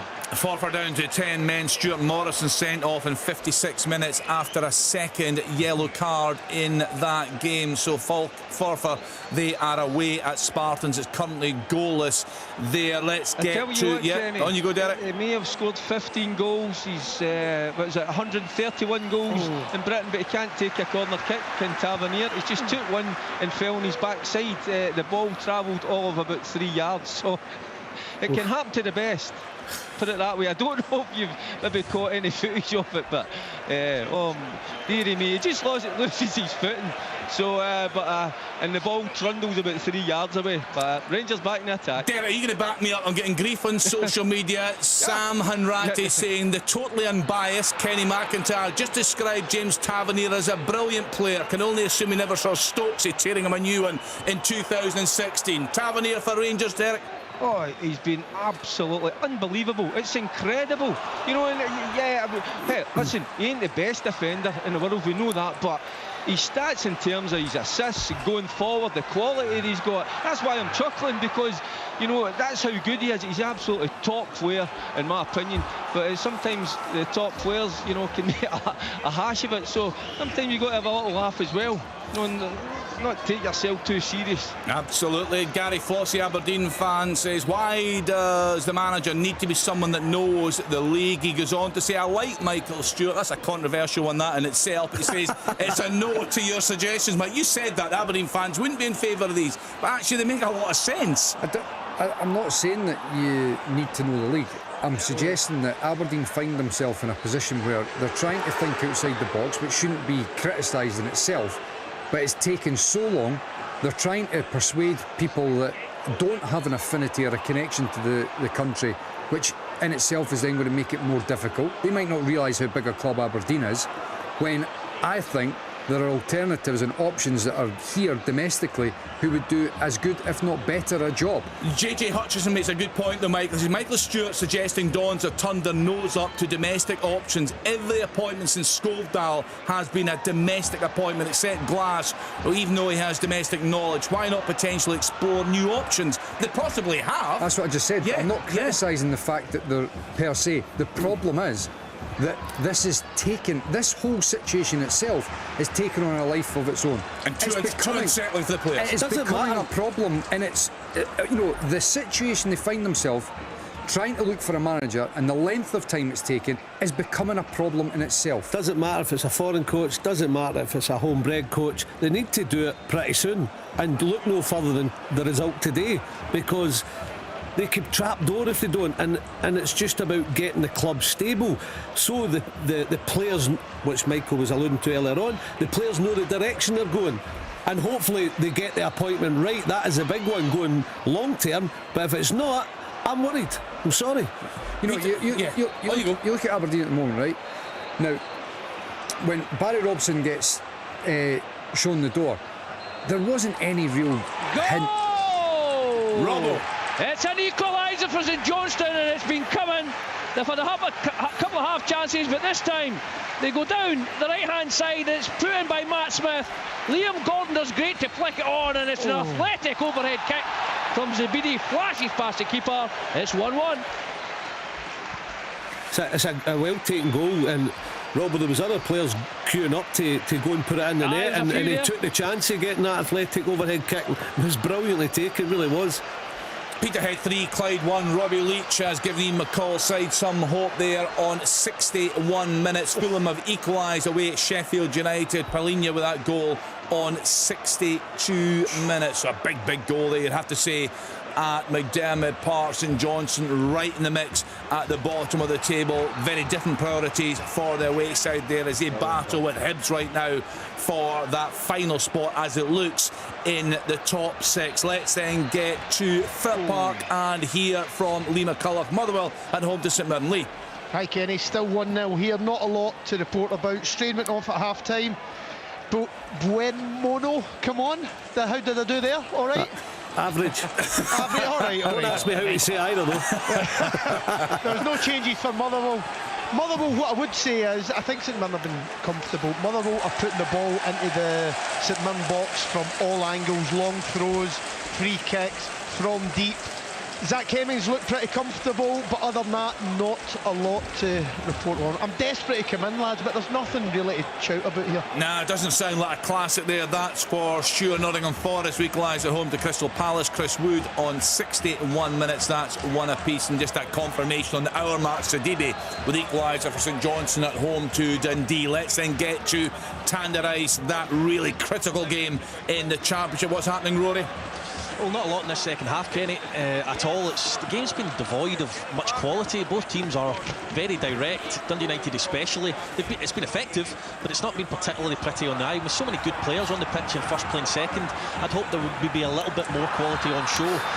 But is that a fear, Rory? Is that a fear, like, to make a mistake in such a big game, do you think? Looking at the...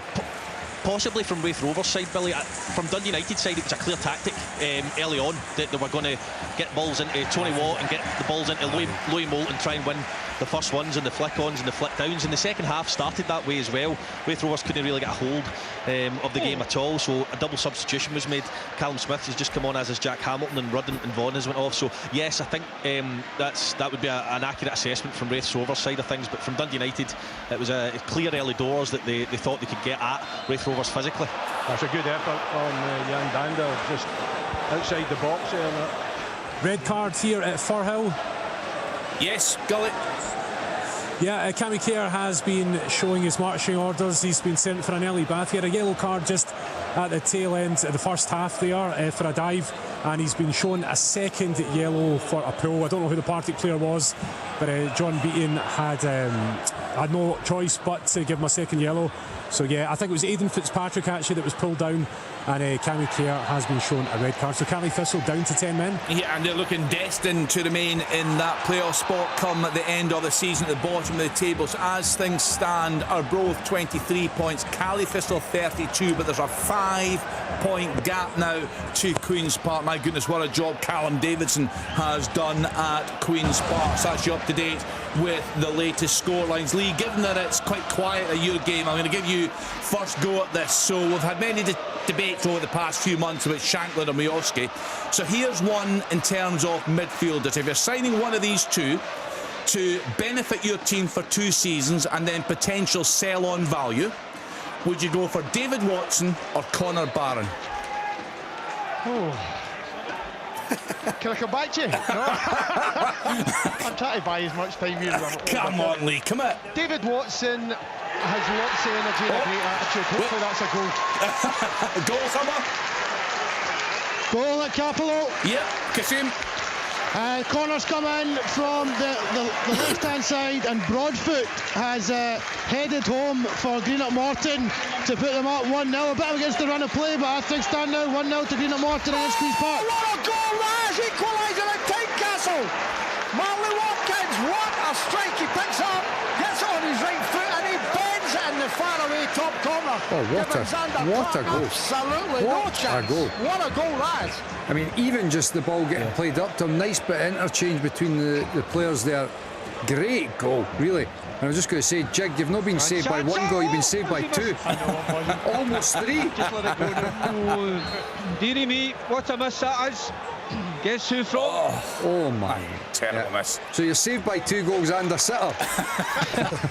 Actually, there's another big goal going in as well. Arbroath now 2-3 down at home to Dunfermline. They were 3-0 down. That goal coming the second of the game for Scott Stewart. So Jim McIntyre side in with some hope there. Just confirmation, Kurt Broadfoot has Greenock Morton 1-0 at home to Queen's Park, and that equaliser from Marley Watkins. Hearts 1, Kilmarnock 1. It's Desser's season, isn't it? The brilliant header, and then the touch control, the goalkeeper's away the other way, just find the space. Comes off his toe then. Yeah, toe Bassett, he panics and rushes. That should have been game over. 3-1. That's it. Is that what happened? Do you think he panicked? I think he's rushed it, Fergie. If he just had a wee, I know you don't get split second as a striker, but he had more time than what he thought. He could have just made sure he found the space with a side foot, because the goalkeeper was gone. I think Dessers as a finisher, he's just it seems like he's on his heels all of the time, you know, and he doesn't move his feet particularly quickly. He just looks off balance there, and it's a great header, you know, as everybody's, you know, recognising. Great header to get Rangers 2-1 up, but that should have been, you know, game, set and match there, 3-1. But it's not. He stuck it past the post there, but a massive opportunity for him. Sheffield United are 3-1 at home to Fulham. Ben Brereton with a goal in 70 minutes, and this looks a fantastic signing. Spartans won 4-0 from the penalty spot. Mark McNulty. That's a quality bit of business, Dodge, is it not? Yeah, I mean, former Scotland international. I saw him playing at his best, obviously down in England. Then he comes up and has this stint in Scotland, does pretty well, and I don't know why he's found himself there. Maybe lost his way a wee bit, but he's certainly a good addition. And then he's got his goal today. We said that a couple of weeks ago, and he signed him. Yeah. An eye opener, wasn't it? Very Then much suddenly so. he's got his goal. Not surprised. Dodgy, David Watson or Connor Barron, who are you signing? David Watson. Why? I just think Connor Barron's a brilliant passer of the ball. They're both really good players. I'm not putting one down. I just think there's more to David Watson's all-round game, getting about the pitch, breaking up things, his tenacity, his skill set as well, and gets in the box and gets goals. I think he's an all-round midfielder. I can't believe you've made me answer first before Jig. I was going to say David Watson. He did for all the points. Jump on the bandwagon, aye. What he has done. On you go. What David Watson has done, he scored some important goals this season. I'm not That's just what Dodgy said. Connor Barron here. I'm not dismissing him. I love David Watson's attitude and his energy and tenacity. And that's why if it helps, Connor Barron's just been hooked. I think you're better, yeah. Defensively, sometimes Barron, listen, he's a brilliant passer of the ball, as I said. I just think he has got every attribute of the modern day professional, and his all-round game has got everything. Rory, who would you go for? Oh, it is a difficult one. I would probably edge more towards Connor Barron. I think that David Watson suits Kilmarnock and Derek McInnes's team down to a T. I think, as the guys have covered, he's box to box, he's up and down. I just think when it comes to that little bit of composure, that little bit of football intellect, I think Connor Barron's possibly just a step above.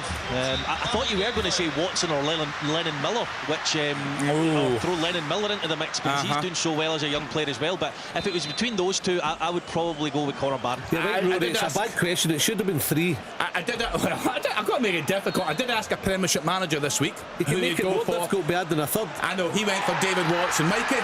Goal at Capello. Oh, yes, Cassim.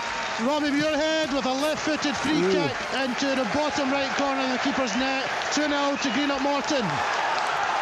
Yeah, they've been in a poor run of form, but turning things around, Mikey.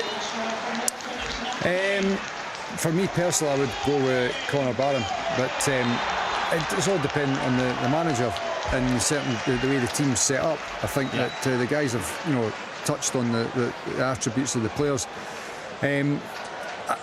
My only concern with Connor Barron is just that he's at a big club, but they've been struggling in psychologically whether there's any scarage from that. That I'd be wanting more from him now, because I look at his ability, I look at his Dodgy was just talking about there, his passing range. I think when I first saw him coming in, he really demanded the ball. He went and dictated the game, and I think that's drifted out his game slightly the last wee while. I would like to think if things were, picking up at Aberdeen, that and he was, there for a few more years, that you would see him really kick on. David Watson, I don't have any concerns about in regards to where he is and who he's working under, and his mentality, his attitude, because he has. I don't think he's as technically good a player as Connor Barron, but his desire and hunger, which can go a lot further than just technique, is there for all to see. But I would just personally go for Connor Barron slightly. He needs to get better. I've watched Barron a lot, and Mikey's right to point out, technically he's probably better, but all-round game, having everything, I think Watson has a chance of going, and so does Barron, don't get me wrong, but I've watched him defensively. He needs to get better, Connor Barron. I've enjoyed watching David Watson, I have to say. He's kind of all action, isn't he? He's a good player to watch. In the Premiership, Aberdeen 1, Ross County 1, Hearts 1, Kilmarnock 1, Motherwell 0, St Mirren 1, Rangers 2, Hibs 1, St Johnstone 1, Dundee 1. In the Championship, Arbroath 2, Dunfermline 3, Dundee United 1, Wraith Rovers 0, Morton 2, Queen's Park 0, Partick Thistle 1, Inverness 0, Inverness down to 10 men. Is that a goal? No, it's not a goal. It's a yellow card to the Ross County goalkeeper Wickens, who just a misunderstanding between defence and goalkeeper. and he comes out and dukes onto it, and Wickens has got to make the decision, and he comes out. I think he gets a bit of the ball. I'm not 100% certain, but he certainly gets a bit of Louis Lopez as well. Maybe seeing a little replay here. Well, Graham Shinney's got plenty to say. We've seen the pictures come in here, Willie. It's Louis Lopez though as well, isn't it? You know, he does fly quite well in the air, and he's been noted for it. Maybe that's been taken into consideration, but you know, goalkeeper doesn't get anything on it at all. I thought he maybe got a bit on it, so yellow card. I would say probably yellow card. It's not a goal scoring opportunity. I didn't think. Wickens sort of pulled out at the last second, Willie, and it wasn't a lot of contact. Certainly a yellow. Yeah. Have Aberdeen improved any there, Willie? Yeah, a little bit. They came into it a little bit, but you know, Ross County are still prominent. There hasn't been too many opportunities from either side in the second half. Most of them really coming from the visitors again, you know, but they've made substitutions, and Duke has come on and Polvara has come on as well, so I think, you know, Peter Leven will be looking for an improvement in these departments, particularly Duke with his pace and his threat going forward, but it's still on a knife's edge, Kenny. Talking about substitutions, Kenny, is an interesting one. McCausland has come on, Barisic has been off, and Sterling has went into that left back berth. I don't know, that's maybe a view next week if they can get this job done, but as Barisic, what he's played, he's put some terrific balls in today. That's what, 67 minutes he's played. Lane Clarkson. Oh. Yes, Willie. Sorry, Fergie. Lane Clarkson, I thought it was top corner, but it's just slid past the post. The free kick, the resultant free kick. Clarkson gets it over the wall. You know, decent height on it. If it's on target, it's a goal, no doubt about that, but it just slips past the near post. Derek, it is an interesting one, because obviously you were talking about it before the game, the context of the game next week. Yep. Barisic, it looked like he was feeling his hamstring, so I think that's the reason he's been taken off there, which might have ramifications for next week. But if they were both fit, Sterling and Barisic, what would you do? Would you put Sterling at left back? Yeah, I think you would, wouldn't you? Absolutely. In my mind, over the, you know, what I've witnessed in the past in the big games, you know, certainly against Celtic, I don't think he's handled it very well. So I think Sterling's been a breath of fresh air, plays in numerous positions. You're talking about young boy Watson and Barron, and listen, Barron's a terrific player, technically really gifted. The reason I would, and it's like Sterling, the reason I'd plump for Watson, he can adapt, he can play so many different positions in that midfield area. You know, he could play off the front, he could sit deep into a wide area. So I just like, and that's the beauty of Sterling. You know, I think he'll go in there, I think he'll do a good job the last 20 minutes, and I think if he's fit and able, I think he'll probably start next week. Each fight 2, Elgin City 0, James Lyon on 76 minutes, Stranraer 0, Bonnyrigg Rose 1-0, Martin Newt on 77 minutes from the penalty spot. So I gave you the Championship, the Premiership latest scores in League 1, Alloa 1, and an Athletic 1, Cove Rangers 3, Stirling Albion 2. Yes. Motherwell. Yes, Lee. Hello, yeah. Cross came into the back post. It was Stephen O'Donnell that's put it back across with a header. And I think it's Theo Bear that slides in just at the back post. Thanks for that, mate. Just at the back post. Motherwell started the half very, very well, going direct, putting the ball in the box. Then the fans started getting on their back again. That must surely give them a lift now. It's game on here, 1 each. Yeah, actually we had Stuart Kettle win last week, Dodgy, speaking about, it's not fair to say a gamble, but a lot of people questioned when he signed Theo Bear, but my goodness, he's done well for him. It was a gamble because he wasn't getting a game for St Johnstone, so for Stuart to take that plunge and take him and take him to Motherwell when he just couldn't get going at St Johnstone for one reason or another, and get the performances out of him that he's getting and the goals, which is the most important as a striker. You've got to hold your hands up. It's fair play to him. There is no way when he signed them that he would have thought that he would have reached the levels that he's reached. No chance. He looks a difficult player to play against, doesn't he? Absolutely, and he's obviously full of confidence. You know, sure, Kettlewell would have known exactly. It's a gamble, as Dodgy's talking about, but it's not spending big money, and he needed somebody that was obviously going to give that different dynamic, that physicality. But Theo Bear's taking his game to level. Yes, Willie. McGrath. Penalty, Dundee United. Right. First of all, Willie. McGrath gets the second one for Aberdeen. They have been coming back into the game. Some good work down the left-hand side from Duke. Lovely little turn in the box, and he drills it across the face. McGrath coming from a deeper position, just slots it into the back of the net to give Aberdeen that second goal. A bit of comfort now. Right, to Tannadice, Rory. Yes, indeed, it was Miller Thompson who put a ball into the box, and Keith Watson didn't hide the fact he was all over Louis Moult very well. He hauled him to the ground, according to the referee, and he's pointed to the spot. It looks like Louis Moult will be the one to take the penalty kick. Tony Watt should have doubled Dundee United's lead about 5 minutes earlier when Miller Thompson's cross to the back post. It was a header. Don't know if he got caught in the sun, but he headed over when he really should have done better. But it will be a penalty to Dundee United. Yeah, the thing is, even if United going to win this game today, Wraith Rovers still very much in it. They'll be 4 points behind with 1 game in hand. United would have 5 games left to play in the season, so still very much all to play for in the Championship. Yes, Dave. A brilliant bit of defending. You wouldn't believe who from. He's just come onto the attack. Martin Boyle. Rangers are on the attack. Desser's right hand side. Just cuts in left foot. Plays a great ball to Lawrence. I tell you what, Boyle's back. Yes, Rory. Goal for Dundee United. The bounce goes the wrong way, dives to his right, the ball goes to his left. Dundee United go 2-0 up, and Wraith Rovers just haven't been at the races today, so it's going to be very, very difficult for them to try and get back into this now. It's Dundee United 2, Wraith Rovers 0. Yeah, United fans will certainly feel that the old Wraith Rovers won this season have not found it easy against their challengers for the Championship title. So you would think that the Heartland is safe, but my goodness, Rovers have shown us so many times. The late goal specialist. They have, but I said to you it was intriguing earlier about how the 3 bigger teams would handle the pressure. So far, they're all in front, and massive results. You have no idea how big these results can be, and just to give them that momentum shift.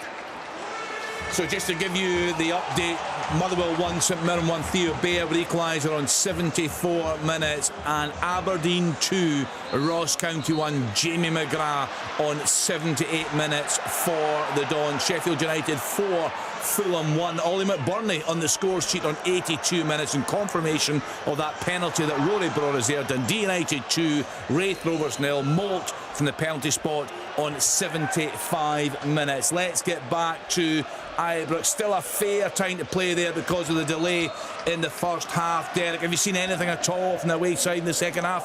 Absolutely. It's been really open the second half, although you know that both keepers haven't really been worked. But yeah, you get the feeling that Hibs, you know, they fancy they can get something out of this game. They've been going for it right from the off. Obviously, Johans come off, but Boyle with that pace, and I'm speaking about he had to do his defensive duties there. But no, the game was pretty open. So I think next goal, if Rangers get it, it's done and dusted. But no, I don't count Hibs out whatsoever because they still look dangerous going forward at times. Alan Preston, what's happening at Tynecastle? It's just been all subs. We've had 8 subs in the last little bit. Most notably Van Veens came on for Kilmarnock, and Barry Mackay's a long-awaited return for Hearts. Hearts have got a corner shot on the header just wide of the target. Kilmarnock have played really well in the second half with a lot more of the possession, created chances, scored a wonderful equaliser. Very much up for grabs, Kenny, with 8 minutes to go here at Tynecastle, 1-1. Yeah, and the same story, Lee McCulloch, very much this game on the line now at Fir Park. Yes, it's going from end to end. The game's opened up slightly after the goal. St Mirren coming out a little bit more. St Mirren have actually made 5 substitutes, so please don't ask me to name them. Go on, have a go. No. That's great. That's great play there from Hibs. You know, John Robertson. Just as you're saying, Evans going 1-1. Dundee have snuck back in front. The ball was played into Luke McCowan. He wriggled into the box. He smashed it across the goal. And there was Bakayoko to just get touched it underneath the keeper, Mitov. St Johnstone 1, Dundee 2. We're just talking about, you know, Hibs. Look, the philosophy of playing the football is never going to change, but the balance in terms of out of possession is what's been a big difference in the last wee spell under Nick Montgomery. They played that this last attack. They've got a free kick near the edge of the box, but they built it right up from their own goal, firing into the middle of the park. Good link up between Newell and Mariah Welsh. Out the other side to the right back, down the line, releasing Martin Boyle, and he got on the inside channel Dijon Sterling, and the free kick was given. Now, these things are never going to change because that's the way they want to play. It's how they get success. But it's the balance out of possession which has made a big difference. Hamilton Accies down to 10 men. Jamie Burjones is sent off on 84 minutes. Chelsea back in front at home to Burnley. Cole Palmer with a goal there on 78 minutes. Stranraer have equalised at home to Bonneville Groves, 1 apiece. Darren Lang with a goal on 84 minutes. John Robertson, what about Dundee, John? How impressed have you been with their performance this afternoon? They've had a terrific return to the top flight. To be honest, listen, they've done fantastically well, and I was listening to the other week there, Willie Miller talking how well they played against Aberdeen at Dens, but I feel a bit for St Johnstone. I think St Johnstone have been, in the second half, though, the team being more progressive, they were on top. Certainly Dundee started the game really well, deserved the lead. St Johnstone fought back into it before half-time. 1-1 is about right, I'm being honest. 1-1 would be a bit okay, but they've just, out of the blue, they've gone up the park. They've only really threatened once. McCowan had a shot in the side net, but it was a quick throw. McCowan just wriggled out the box and flashed a low one, and fair play to Bakayoko. He's tucked it in. But that's what Dundee have done this season. They've managed to dig out results. They've not settled for 1-1. Both teams have been, like the other matches, both teams have been going for it, but they've got the goal. McCowan's always showed that little bit of quality. Cameron has been excellent, but it is harsh on St Johnstone, I have to say. Let's get to Tannadice. Rory, you're saying just a really poor performance from Rovers this afternoon. What's been missing from their plates? There's no doubt they've got a lot of quality in that side. Here, Kenny, Lawrence. Oh, I think he's got to go for goal. Does well.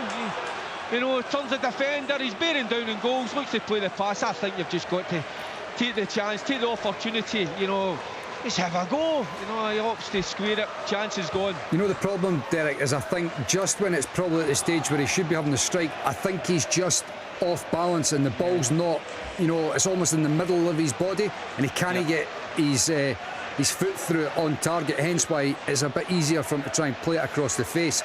It was poor defending initially for Bashiri. You know, he commits when he didn't have to, but he got back in and I think he was just enough of a challenge on Lawrence to get him off. He's off balance, he wasn't able to get the clean strike away. Yeah, they've just got to be careful. Well, I'm saying from a Rangers perspective, because they've had opportunities. They killed this game. They're going to make a substitution. Matondo and Sima is going to come on, but they've had 2 or 3 really good opportunities. But Hibs, you know, are still looking dangerous, still got that pace up top and still hitting on the counter. Rory, I was asking you, what's been missing from Rovers this afternoon? I think they've struggled to deal with Dundee United's physicality. Dylan Easton's the only one who's really tried to take the game by the scruff of the neck, but he's been hounded out by a number of Dundee United players. Dundee United are deservedly 2-0 up. On the balance of chances created and overall play, but they still haven't been particularly great to watch. As I've said throughout the game, they've been quite direct, but I think it was Michael that was talking earlier about it being a contact sport and how bookings are handed out far too. There's been 12 bookings in this game, 12 bookings, and I would say about half of them probably weren't yellow cards. So it's ruined the game as a spectacle in terms of bookings being dished out. Can I just say that there's been a few second yellow cards that haven't been given, so the barometer that faces the initial yellow seems to be a lot higher than the second one, because there's a few players that could have walked on the basis of the first yellow cards that have been given out, but it's not been a great game. I have to say Dundee United do deserve to be in front. I don't think either team's played particularly well, but to answer your question, I think Raith Rovers have really struggled with the physicality of Dundee United. They've been right in their faces, and I asked questions of the back four of Dundee United before the game. Well, they've answered them. They've been really good. Really just smacked the bar there. Yes, Willie.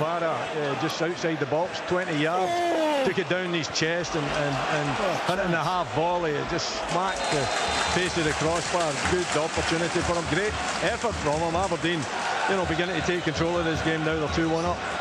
Was that a chance somewhere? It was at Tynecastle. Joe Wright, it's his last action of the game. He's coming off.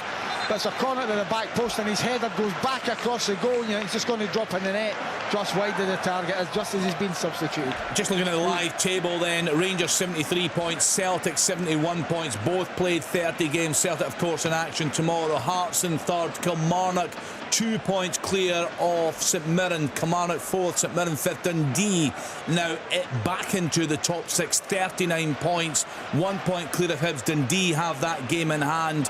Very, very good reading, you'd have to say, for Aberdeen fans. Now if things stay the same, they're on 33 points alongside Motherwell, 5 clear of St Johnstone on 28, and Ross County, they currently occupy the playoff spot. They're on 27 points, and Livingston adrift, 10 points adrift at the bottom. bottom of the table. Is it fairly comfortable now for the Dons up there at Pittodrie, Willie? It's looking like it, Kenny. Not a great deal of chances in the second half, from either side, really. That second goal crucial, coming in 78 minutes. And Aberdeen just trying to see the game out. They're not sitting back defensively. They're still taking the game to Ross County, and they look much more comfortable and composed about the work that they've got to do to see this one out. But I'm sure Ross County will try to have a little push towards the end. They get plenty of strikers on the pitch anyway, and they've played well. They have played well. It's been a good performance, but it looks as though they're getting away with nothing.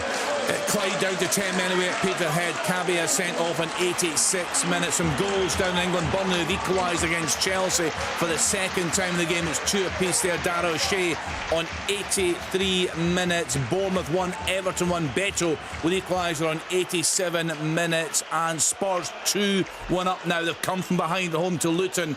Son with a goal there on 86 minutes. Right, Billy, let's talk then about this game at Ibrox. Still a fair bit of time to go there. It's so important from a Rangers fans' perspective. They hang on now and ask that question of Celtic tomorrow ahead of the Old Firm game next weekend. And we'll get to Michael in a minute. He's got his hands out again. He's looking exasperated there. But Billy, I know. I think I know why. Right, there's a head knock, was it, Michael? Is that what you were alluding to? But I said to you, it doesn't matter how teams play today, especially these so-called bigger clubs. Just about sometimes getting the result. Rory was saying Dundee United hadn't played well but are winning. That's what it's all about. Rangers haven't been brilliant today. Find themselves 2-1 up, getting frustrated because of not, as Fergie said, got the third goal and made it easy on themselves. But there's still plenty of time to go in that game as well, as we know what that injury time was going to be. But these clubs have handled big occasions, big situations, pivotal moments of the season, really. When you think about Aberdeen with Ross County as well, didn't play well first half. County have stuck in it, but they get what it looks like, and there's still time to go for it all to change, Kenny, but they get the job done if they can hold on, and that is the main thing.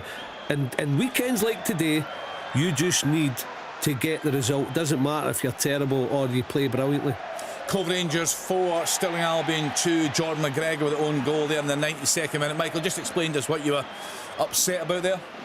Well, I mean, it's just another one of those incidents. To be fair, I'm not suggesting that Stirling should have been, penalised or anything like that, but he jumps up and he catches Chris Cadden. Bashiri heads the ball down to the penalty spot instead of knocking it back to his keeper. Lawrence picks up, but the whole time sorry the for referee's just allowing the game chance here at Perth. The Carey cut inside, smashed a shot, it's hit the post. Goalkeeper was rooted, ball played it again, flicked away. St Johnstone trying to get a late equaliser. Still 2-1. Yeah, just a look there. Right now that they are banging trouble St Johnstone. But a St Johnstone fan, I mentioned this earlier, he was on the programme a few weeks ago. He said he was really concerned. He was seriously considering renewing his season ticket. I think he said he'd been a season ticket holder for 30 odd years. Yes, Robbo.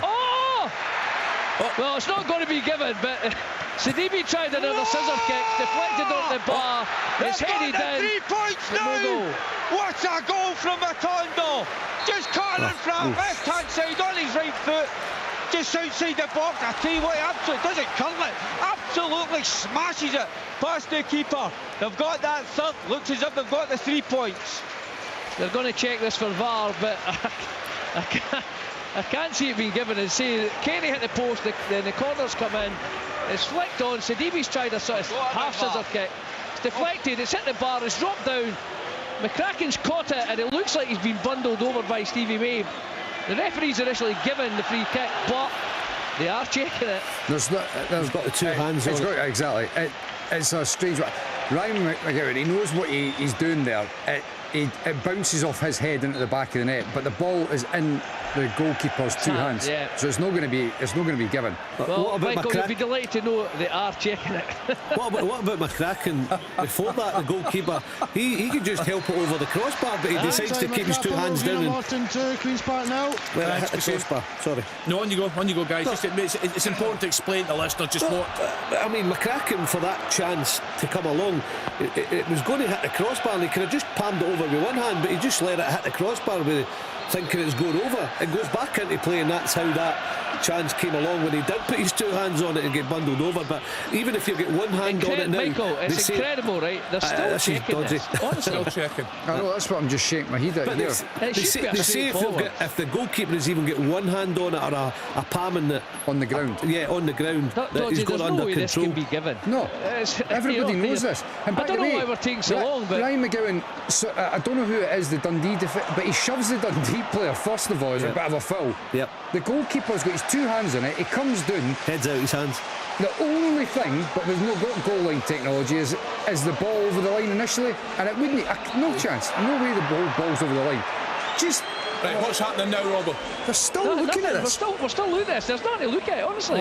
Even from up here, you could tell that the keeper had it in his hands. The guys in the studio are right. He's going to look at it. One Kilmarnock, guaranteed. Michael, he's going to look at this. What is he going to look at? He's coming to the screen to have a look at this. God. This will be unbelievable if this is given. By the way, there's another bit to put into this, another caveat, and it's is the ball actually over the line once he heads it out? Because when he heads it out, the goalkeeper's hands, the goalkeeper swipes at it and gets it back out, so it's not even guaranteed to be over the line. Look. This is beyond belief. This is actually beyond belief. I can't understand why. The goalkeeper has it in his 2 hands. But here's the other thing as well, Michael. What's he looking for? And it's that's the question. That's the question the fans will be asking. Free kick. Thank goodness. In the end, he's got a free kick. A free kick for what? Just put a free kick. He's given a free kick. For head the ball out his hands. Do you know what? Can you imagine if Mikey was still playing with VAR in action? By the way, but we've taken 4 minutes to get to an answer that you guys and I saw after 5 seconds. Robbo, we see that week in, week out, and the fans are around you there, and that standing in the Park. No idea. Well, no idea. Listen, that's the point, we knew what they were checking, and anybody watching this game, has he headed it before it's in the keeper's hands? Has he headed it out of the keeper's hands? So I don't think he didn't need anything to tell you what they were checking here, but there was no need for a check. Aye, that's the thing though, Robert. Nobody needed to tell you what they were checking, but the whole point is everyone in the ground will be thinking, why are they checking it? Yeah. Some full-time scores: Stranraer 1, Bonnyrigg Rose 1, Morton 2, Queen's Park 0, Dumbarton 0, Stenhousemuir 0, Peterhead 4, Clyde 1, Alloa 1 and an Athletic 1. As Alan was telling us, Hearts 1, Kilmarnock 1, Kelty Hearts 3, Edinburgh City 1. Still playing at Pittodrie, Willie? Still playing, Kenny, yeah, still playing, and a late rally from Ross County. They've had a little bit of pressure there, a couple of crosses. But nothing to show at the end of it. Goalkeeper was up for the last cross as well, last corner as well. Aberdeen look as though they're going to take 3 points. Certainly the fans think that's the case, as they seem to be celebrating before the final whistle. And that's the final whistle, so they can now celebrate. The Dons won 2-1. Yeah, the new manager could be coming into a winning team there, and a lot of pressure ease for these Aberdeen fans this afternoon, no doubt at all. But that looked nervy for a long spell. Willie told us that was coming through from the stands there after Simon Murray had levelled things after Miofsky's early opener at Jamie McGrath. He's been a good player for Aberdeen with the winner there. So Aberdeen 2, Ross County 1, Hearts 1, Kilmarnock 1, Vargas with the opener in 10 minutes, Marley Watkins with equaliser in 67 minutes. Still playing at Fir Park, Lee? Yes, still 1 each. I think Matthew McDermott, I was just checking there, Matthew McDermott does not want to go home tonight. I don't think. He's about to blow any minute. It's been a very scrappy second half. Motherwell have done well to get back in the game, but there's been no real clear-cut chances for is one piece a fair reflection? I would say so, yes. Probably slightly the better team first half, Motherwell slightly the better team the second half is how I would describe the game. Full-time Spartans 1-4-0. Yeah. Unlike him, James Taverniers went down clutching his hamstring, so there might be a little problem. We've just gone 90 minutes. We'll get 4 minutes added on. Rangers have used all their substitutions, so he's down. I don't know, it might be a little bit of cramp, which the players seem to get in this day and age, but as soon as they clutch that hamstring area, it's always a worry. So he's played as we know, he's played a hell of a lot of games, a lot of minutes, so maybe a little bit of tiredness just creeping in, hopefully. Yeah, and also Derek, just it was so busy there, didn't get a chance to mention, but a really important player in Sima coming back for Rangers. Oh, it's a massive, absolutely massive for Rangers. You know, I mean, Dessers, we saw the best and the worst of Dessers today. You know, a brilliant bullet header, and then he misses a chance from 8 yards out, and when the guys were just saying just pass it into the back of the net. But Sima's got that pace, that power, and he knows where the back of the net is. So going towards next week, it's a big boost. Still playing at Tannadice, Rory? Yes, indeed. Tony Watt has played very well today, and he's just won a corner and he's geeing up the home support. The best team are going to win, no doubt about that. Wraith Rovers haven't shown up today. Dundee United have handled the occasion really well. They've got their couple of goals, which they've deserved. They could have had more. It's a corner which is going to be taken by Glenn Middleton. It'd be shocked if they don't take it to the corner, but they're just running down the clock now, and I expect it to finish this way, but I'll let you know if anything changes. Yeah, we'll get reaction from both sets of fans. One each. Thanks, Lee. Just says it was such a big result for Dundee United. I was questioning whether they're able to handle the pressure, and you know, there was no bigger pressurised game than that when they're playing against Wraith Rovers at home, so credit to them. They've stepped up and produced a performance there. They need to do that for the next, I think it's 5 games they've got left this season. They need to make sure that they do that for the next 5 as well, because you know the implications for Dundee United spending another season in the Championship are not worth thinking about. This is a side that should be competing at the top end of the top flight. Thanks, Robbo. Good win there for Tony Dockside there, back into the top 6 as things stand. You're right, Michael, so 5 games to go for Dundee United after today. Wraith Rovers, if they win their game in hand, would drop to win a point. Calls full time, 2-0 Dundee United. Yeah, we'll get the action from both sets of fans. 10,000 plus at Tannadice this afternoon. So if Wraith Rovers can win their game in hand, they're good to win a point of Dundee United. Dundee United's goal difference vastly superior, 38 to Rovers 11, so you'd think very much now in Jim Goodwin's side's hands, but they've shown this season already they're very unpredictable. There's no doubt there's lots of quality, and also I think it's fair to say now a lot of experience in that squad. So we are still playing at Ibrox. 2 minutes, Ferguson. Yep, 2 minutes to 5, Kenny, nearly 5 o'clock news. But if I was the manager, I'd have just told Tavernier just to come off and play the last couple of minutes with 10 men. But no, it's been a good game. I think Hibs have played their part. They look dangerous, as we all know, going forward. They've had, you know, they had a few opportunities in the second half. It was a great goal they scored in the first half, right at the death. It's been a good game of football to watch, really open and attacking from both sides. But Rangers, all importantly, getting those 3 goals as we go in. There's been a little bit, I mean, it's not been a nasty game, but it's starting to pick up 1 or 2 yellow cards. That's Bashiri getting a yellow card as well. But no, it's been a good game to watch. And Rangers can now focus on next Sunday, 12 o'clock. Was that what we're doing? You've spoken about it a lot today. I can't get it out of my head. You were doing that a wee while ago before this game. I bet you wish it was next weekend all the family were away. By the way, what a good shout. Let me just send them away. Yeah, full coverage of that one on Sportsound next Sunday. Just looking at League One.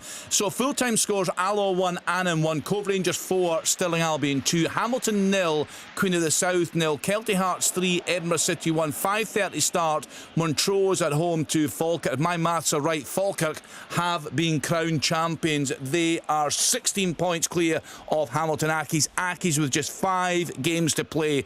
John McGlynn has done a terrific job there. Was it last week? I think we had a Falkirk fan on, Dodgy. Yeah, it was. Absolutely delighted with the job he's done there, the recruitment, and said it's just been far too long for them to be down in League One. And kept important players. We talked about Cal Morrison and him getting, was it the 4 goals last week as well? I mean, it's just, they've got the best.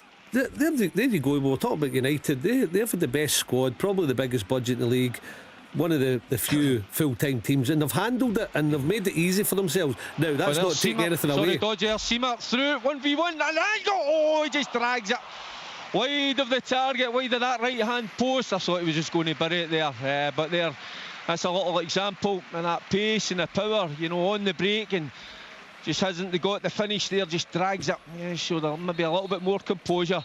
There we go, Kenny. 1 minute past 5. I think the newsreader might be Derek Ferguson, as he was this afternoon. I always find I'm that a man very. of many talents, isn't I? We should do a nice wee piece, actually. You meeting your namesake one day. We'll send Derek round tonight. No, I don't think so. That shut you up. I don't know the Derek Ferguson here, but he sounds a nice, quiet lad. I'm not sure it's the right thing to do a night out with Fergie, is it? No, it's not. Trust me. Change, man. So Rangers with the 3 points there at Ibrox this afternoon. Lots of drama in that first half. A big VAR call, but getting the job done. Tavernier with the opener. Then we had goals from Dessers and from Matondo who come on as a substitute.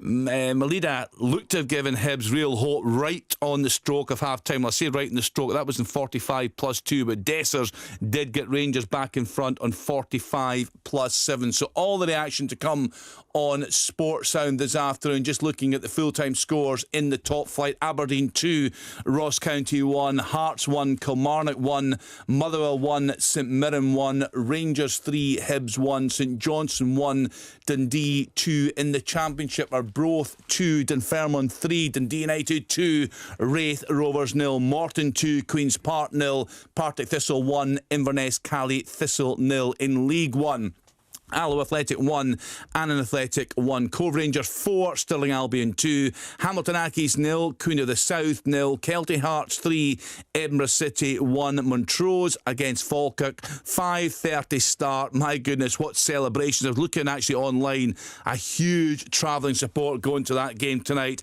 and they will be celebrating. They are now champions.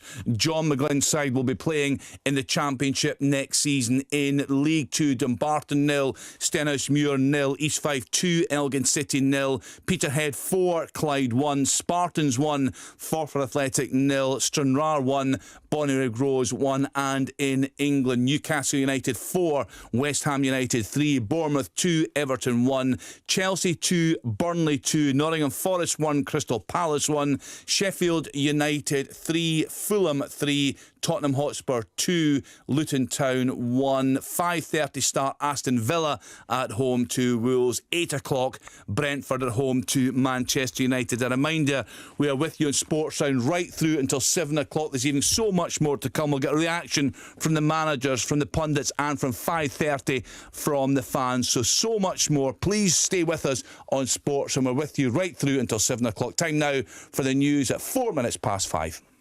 On digital radio,